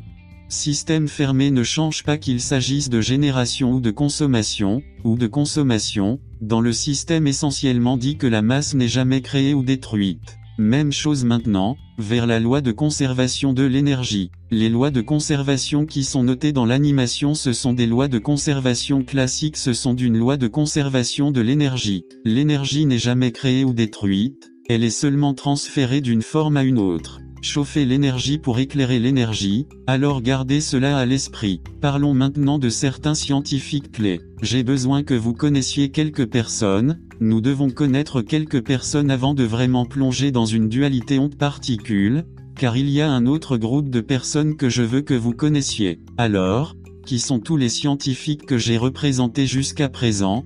Pourquoi la contribution si importante à la chimie, donc Joseph Proust, est importante? J'ai besoin que vous le sachiez et je vais vous donner une feuille de travail avec ces personnes dessus. Antonio Lavoisier est important. Seul le processus d'un certain John Dalton est important. Albert Einstein est important. Tous ces gens, parlons-en. Parlons par exemple de John Dalton. Sa théorie de l'atome, sa théorie atomique a été déterminante pour comprendre la masse, comprendre les idées clés avec la masse atomique. Même s'il fallait l'affiner, ces idées étaient fondamentales, que ce soit du fondateur original ou de la personne originale qui a décrit les unités de composition de la matière, John Dalton. C'est important donc c'était la loi des proportions définies et c'est là qu'intervient Joseph Proust. La loi des proportions définies fait référence à la composition de la substance et stipule classiquement que des composés spécifiques sont toujours constitués des mêmes éléments dans le même rapport. C'est vrai, H2O et H2O il a une proportion définie 2 molécules 2 atomes plutôt d'hydrogène avec un atome d'oxygène et vous le voyez dans l'équation chimique équilibrée. L'équation chimique équilibrée est la preuve positive que la loi des proportions définies est vraie dans de nombreux cas et dans tous les cas. À ce niveau, c'était la loi des proportions multiples. C'est là qu'intervient John Dalton. La loi des proportions multiples stipule essentiellement que 2 atomes C et D lorsqu'ils en combinent 2 pour former un composé, le rapport de D à un composé dans un composé plutôt qu'au rapport de D dans le autre composé sera un rapport défini. Donc, Par exemple, rendons cela plus concret, c'est la loi des proportions multiples, c'est essentiellement deux d'entre elles. Parlons donc de l'hydrogène et de l'oxygène, car pensez-y, lorsqu'ils sont combinés pour former une eau composée, le rapport d'oxygène dans le composé 1 et le rapport d'oxygène dans un autre composé serait un rapport défini. Par exemple, le rapport de l'oxygène dans l'eau au rapport de l'oxygène dans l'oxyde de magnésium serait un rapport défini, serait de 1 à 1. Qu'est-ce qui a rendu la théorie atomique de Dalton significative? Alors Dalton, comme vous voyez sur le graphique, certaines de ces idées qui ont été affinées, chaque élément est composé de minuscules particules appelées atomes, tous les atomes d'un même élément ont la même masse. Les atomes se combinent dans de simples rapports de nombres entiers pour former des composés, et il a dit que les atomes d'un élément ne peuvent pas se transformer en d'autres atomes d'un autre élément. Nous savons maintenant que ce n'est pas l'histoire complète. Le quatrième tenant de cela, la théorie atomique de Dalton n'est pas l'histoire complète car, comme nous l'avons appris plus tard après John Dalton, avec la famille Curie, Marie Curie, Pierre Curie et leur fille Irène Joliot-Curie, nous avons appris qu'il y a une chose appelée transmutation, dans laquelle vous avez un élément qui est converti en un autre élément et qui implique la radioactivité ou la désintégration radioactive, mais gardons la vue d'ensemble à l'esprit. Qu'est-ce qui a rendu sa théorie atomique significative? Ses idées ont été ajustées, mais sa théorie est significative, car bien que quelques modifications aient été apportées, ses travaux ont posé de bonnes bases pour la recherche en chimie de l'époque et d'aujourd'hui, et la compréhension des réactions chimiques. Mesdames et messieurs, cela montre la nature itérative de la science, que nous apprenons constamment et développons de nouvelles idées en utilisant une méthode scientifique dynamique, qui était J.J. Thomson. Vous voyez, nous parlons de personnes maintenant, ce sont des personnes que vous devez connaître, les personnes que vous devez rencontrer, avec qui vous devez discuter,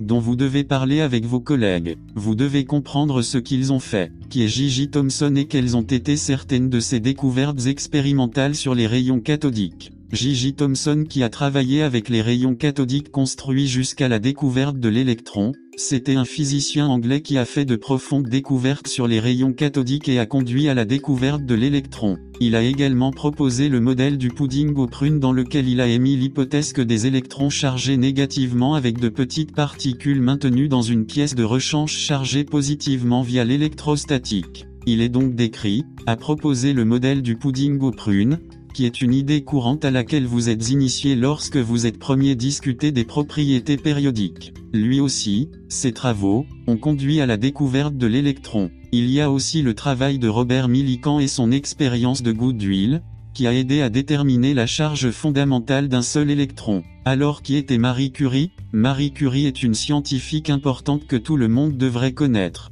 C'était une femme scientifique qui a remporté 2 prix Nobel et son mari et ses enfants ont également remporté un prix Nobel. Les travaux de la famille Curie sur la radioactivité ont conduit à de nombreux progrès et à l'identification des particules alpha, des particules bêta et des rayons gamma. Elle a remporté 2 prix Nobel de chimie et n'oublions pas les travaux de Rutherford dont la théorie nucléaire était fondamentale. Il a décrit la plupart de la masse des atomes et toute la charge positive comme position dans le noyau ou placée ou située dans le noyau. Qui était Ernest Rutherford et quels étaient certains composants de son modèle nucléaire. Rutherford était donc un physicien nucléaire de premier plan dont les travaux ont conduit au développement ultérieur de la théorie atomique. Il a été directeur du laboratoire Cavendish à l'université de Cambridge. Sa théorie nucléaire avait des idées autour de ce qui suit pour l'atome dont la majeure partie de la masse et toutes ses charges positives sont dans le noyau. La majeure partie du volume de l'atome est un espace vide et le nombre d'électrons est égal à celui des protons pour maintenir un atome électriquement neutre.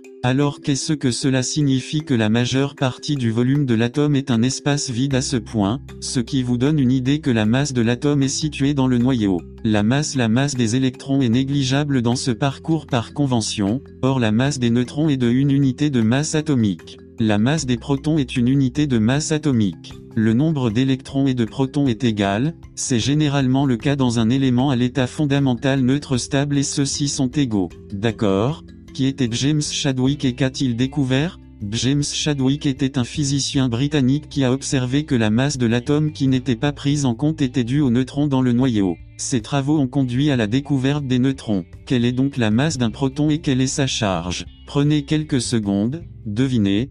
Pensez-y, la masse de 1,67 x 10-27 kg ou une unité de masse atomique. Nous pouvons discuter de la relation entre les kilogrammes et les unités de masse atomique lors d'une séance de résolution de problèmes. Rappelez-moi aussi qu'un proton a une charge relative positive, plus 1. Quelle est la masse d'un électron et quelle est sa charge? Les électrons ont une masse de 9,1 x 10-31 kg ou 5,5 fois 10 au moins 4, 5,5 fois 10 moins 4, unités de masse atomique. De plus, un électron a une charge relative de. Alors disons simplement, je veux juste maintenant me concentrer sur quelques idées de cette animation maintenant que Niels Bohr était très important. Il était très important en chimie. Son idée de la spectroscopie atomique impliquait l'étude du rayonnement électromagnétique émis et absorbé par les atomes. Il a postulé que chaque état ou orbite stationnaire est fixe ou quantifié. Il a compris que les électrons ont une stabilité et lors de la transition entre les orbites, le rayonnement est émis ou absorbé. Bien que son modèle ait été initialement réussi, ce n'était pas une explication complète,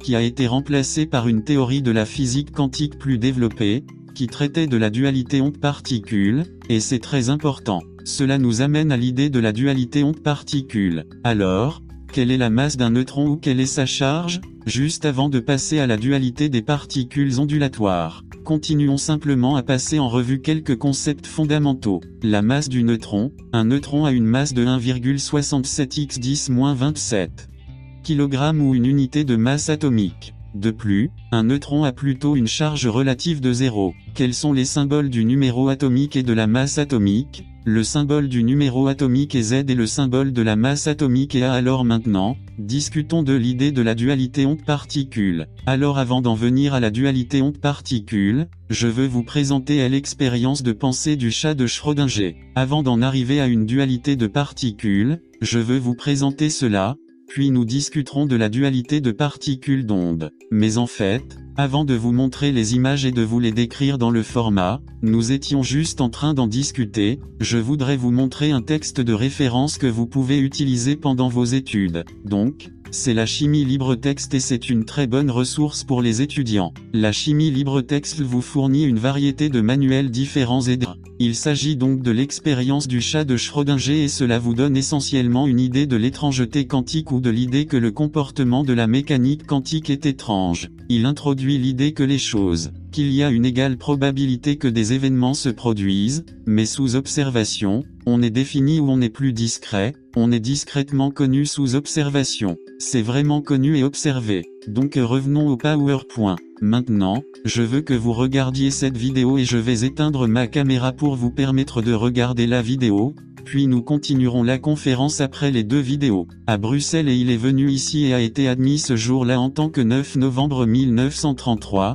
le grand physicien autrichien Erwin Schrödinger est venu dans cette salle bureau où je travaille. Le bureau du président du Modelin College Schrödinger avait été à la conférence Solvay à Bruxelles et il est venu ici et a été admis ce jour. Là en tant que boursier du collège de modélisation en utilisant des phrases latines que nous utilisons jusqu'à nos jours après la cérémonie dans cette pièce. Le téléphone a sonné et c'était de l'époque de Londres et l'époque de Londres a dit que Schrödinger venait de recevoir le prix Nobel. Alors il a été entendu qu'il avait remporté le prix Nobel dans cette pièce et le lendemain à l'époque et les journaux télégraphiques ont déclaré que Schrödinger de l'université d'Oxford avait remporté le prix Nobel même s'il avait déjà été employé à l'université de Berlin. Pourquoi Schrödinger a-t-il remporté le prix Nobel pour un article qu'il a écrit en 1926 lorsqu'il a présenté sa célèbre équation de Schrödinger? Jusqu'à cette époque, la théorie pour expliquer l'énergie des électrons dans les atomes était vraiment due au célèbre physicien Niels Bohr qui avait proposé une théorie pour expliquer le spectre de l'atome d'hydrogène, le spectre électronique de l'atome d'hydrogène et en ajustant mais la théorie de Bohr ne fonctionnait pas très bien du tout pour d'autres atomes ou même pour des molécules. Cela ne semblait pas être général. Ce que Schrödinger a fait, c'est qu'il a proposé une équation générale qui a fonctionné pour l'atome d'hydrogène et a fonctionné pour prédire non juste les niveaux d'énergie de l'atome d'hydrogène mais aussi comme les intensités des raies spectrales, que les raies du spectre soient intenses ou non. Il pouvait prédire cette intensité et c'était nouveau, même pas ses collaborateurs ou les gens qui sont en concurrence avec lui comme Heisenberg savaient comment faire cela et Schrödinger l'a fait avec son équation. Puis Schrödinger la même année s'est rendu compte qu'il pouvait appliquer son équation non seulement au niveau d'énergie électronique de l'atome d'hydrogène mais à d'autres problèmes comme la vibration d'un oscillateur harmonique comme pour la rotation d'une molécule diatomique. La même équation pourrait être appliquée et donnerait les résultats qui concordaient avec l'expérience pour ce genre de problème. Puis Schrödinger a réalisé que son équation pouvait également être adaptée non seulement pour des processus simples mais pour des processus qui dépendent du temps. Donc en fait, il y a deux équations de Schrödinger, ce qu'on appelle l'équation indépendante du temps et l'équation dépendante du temps. Et mais pourquoi l'équation est devenue si importante ? C'est que soudainement de nombreux scientifiques du monde entier ont réalisé que non seulement cela fonctionnait pour l'atome d'hydrogène, cela fonctionnait pour tous les atomes et toutes les molécules en principe, et cela signifie qu'il avait des applications remarquables à presque tout ce que vous pouvez voir dépend des atomes et des molécules, et l'équation de Schrödinger peut être utilisée pour calculer toutes leurs propriétés, et si vous résolvez cette équation très précisément, vous obtenez essentiellement la bonne réponse. C'était donc une théorie très puissante qui est sortie du grand travail de Schrödinger en 1926 pour tous les atomes et molécules. Maintenant le problème est que son équation était assez compliquée mathématiquement et très difficile à résoudre pour quelque chose de plus compliqué que l'atome d'hydrogène, même pour l'atome d'hélium. Cela impliquait beaucoup d'intégration et de différenciation difficiles, etc. Cela n'a pas vraiment changé la science au tout début. L'équation était lorsque les ordinateurs sont arrivés. Il était alors possible d'utiliser des ordinateurs pour résoudre son équation et de le faire de manière très précise à mesure que le temps passait de plus en plus, et cela signifie que l'équation de Schrödinger peut être appliquée à des atomes de systèmes de plus en plus compliqués. Même maintenant à matériaux solides et aussi à des problèmes d'importance biologique. Vous pouvez faire des calculs avec l'équation de Schrödinger, par exemple sur les protéines, sur les enzymes, sur l'ADN et ainsi de suite. Mais donc c'est devenu dans le monde moderne une théorie extrêmement puissante. C'est la théorie qui sous-tend toute la chimie et biologie moléculaire, science des matériaux, comprendre les propriétés et les matériaux. Vous pouvez faire des calculs avec l'équation de Schrödinger et beaucoup de gens le font même en géologie. Vous pouvez calculer la température au centre de la Terre en utilisant la variance de l'équation de Schrödinger, et donc au XXIe siècle c'est devenir vraiment presque l'outil essentiel pour faire des simulations sur les atomes et les molécules.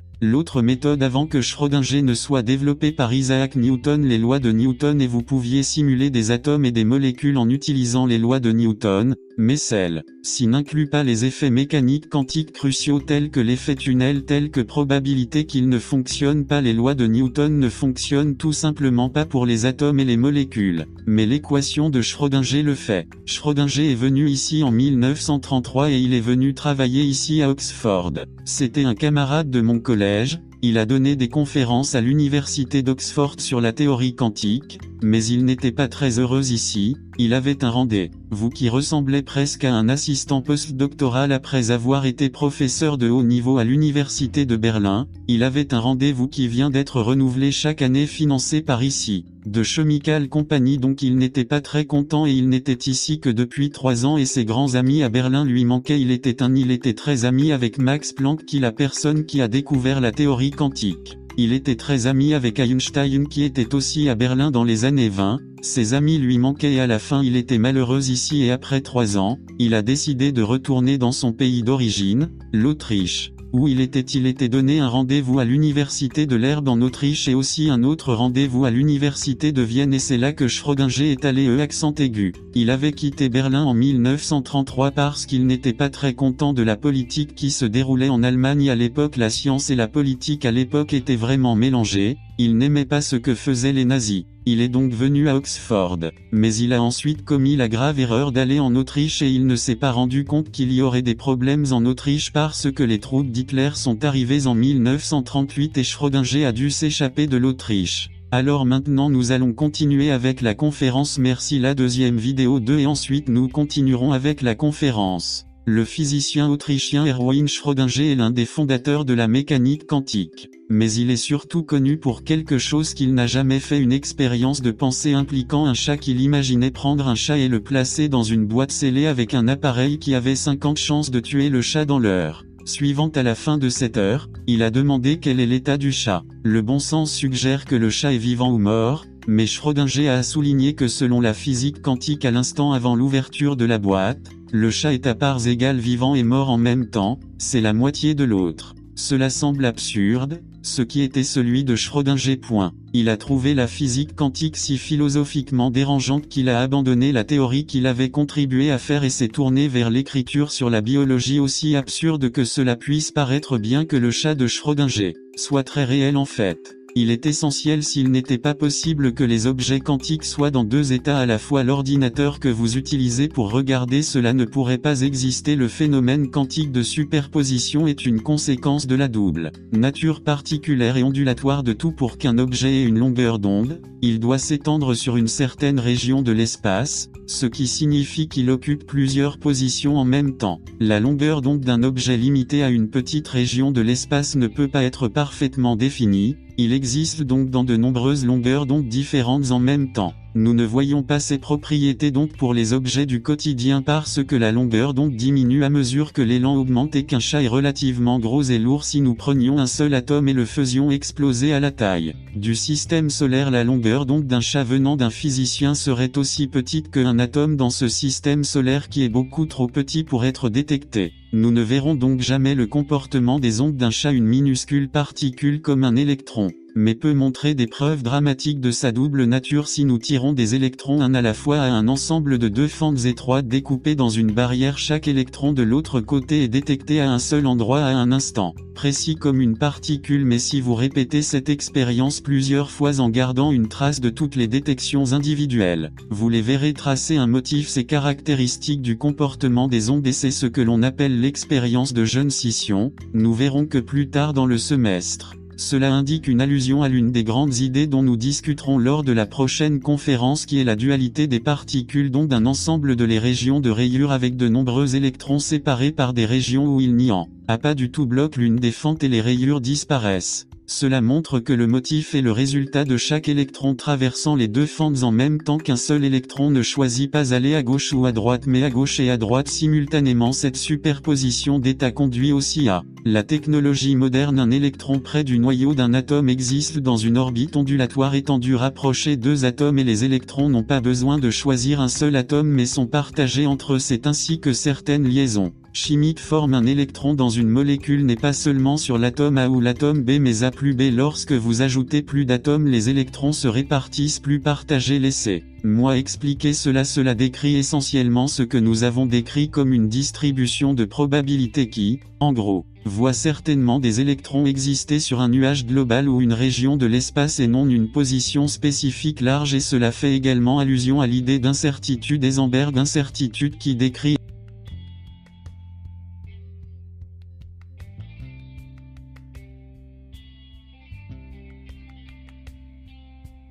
l'élan d'un électron à un moment précis mais le même niveau de précision entre un grand nombre d'atomes en même temps. Les électrons d'un solide ne sont pas liés à un atome particulier mais partagés entre eux s'étendant sur une large gamme de space. Cette gigantesque superposition d'états détermine la façon dont les électrons se déplacent à travers le matériau, qu'il s'agisse d'un conducteur, d'un isolant ou d'un semi-conducteur.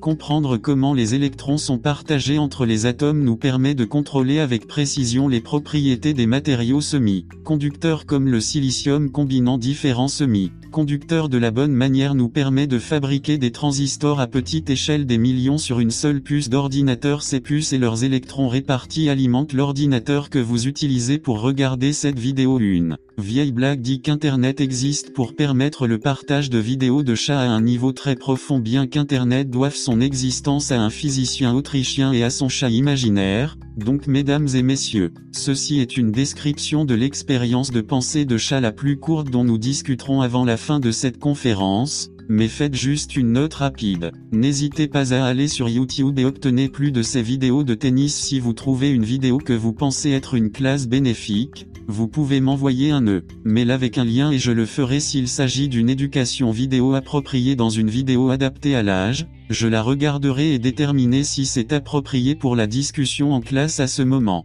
Là alors revenons à la conférence. Juste avant de conclure, je veux discuter pendant cette expérience et ensuite nous conclurons cette conférence pour aujourd'hui. Juste au cas où vous n'avez pas eu la première fois que je veux vous l'expliquer à partir des animations que je viens de concevoir pour cette classe. Donc avec cela, nous sommes sûrs que vous ne pouvez tout simplement pas expérimenter dans l'expérience de penser. Vous mettez un chat dans la chambre en acier, amusant expérience, et tout ce scénario n'est qu'une imagination, ou une expérience imaginaire dans la chambre. Il y a des matières radioactives et le mécanisme de l'émission d'une particule énergétique telle que l'un des atomes radioactifs, un marteau, brise un récipient de poison et résulte de le chat mort. Ouais, c'est incroyable s'ils ne le peuvent pas. Si les chambres se ferment et que vous n'observez pas ce qui se passe, il y a une probabilité égale que le chat soit mort et que le chat soit vivant en vertu du système observé. Alors faisons cela, bahamianisons cette expérience de pensée. Commençons donc par imaginer qu'il y a eu un déversement de pétrole et de plage sur l'Inaga,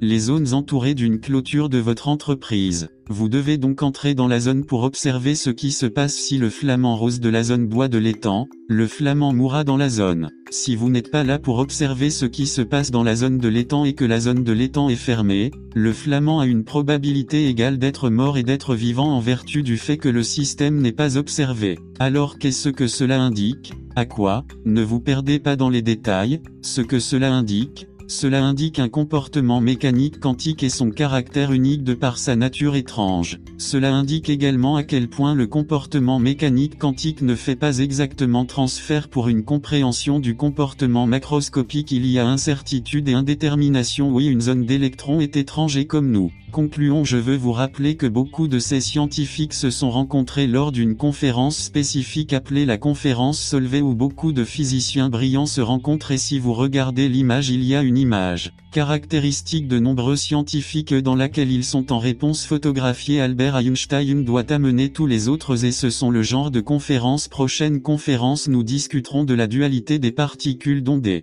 D'autres scientifiques. Encore une fois merci encore, je suis ravi de vous enseigner le semestre. J'espère que vous serez capable d'accomplir beaucoup, apprendre beaucoup. N'oubliez pas que je m'attends à ce que vous soyez éthique et responsable. N'oubliez pas que vous n'êtes pas seul, nous sommes dans le même bateau, il s'agit d'une communauté universitaire. Mais vous êtes responsable d'être un travailleur éthique et cela pourrait encourager les scientifiques potentiels à être inspirés. Et à la prochaine.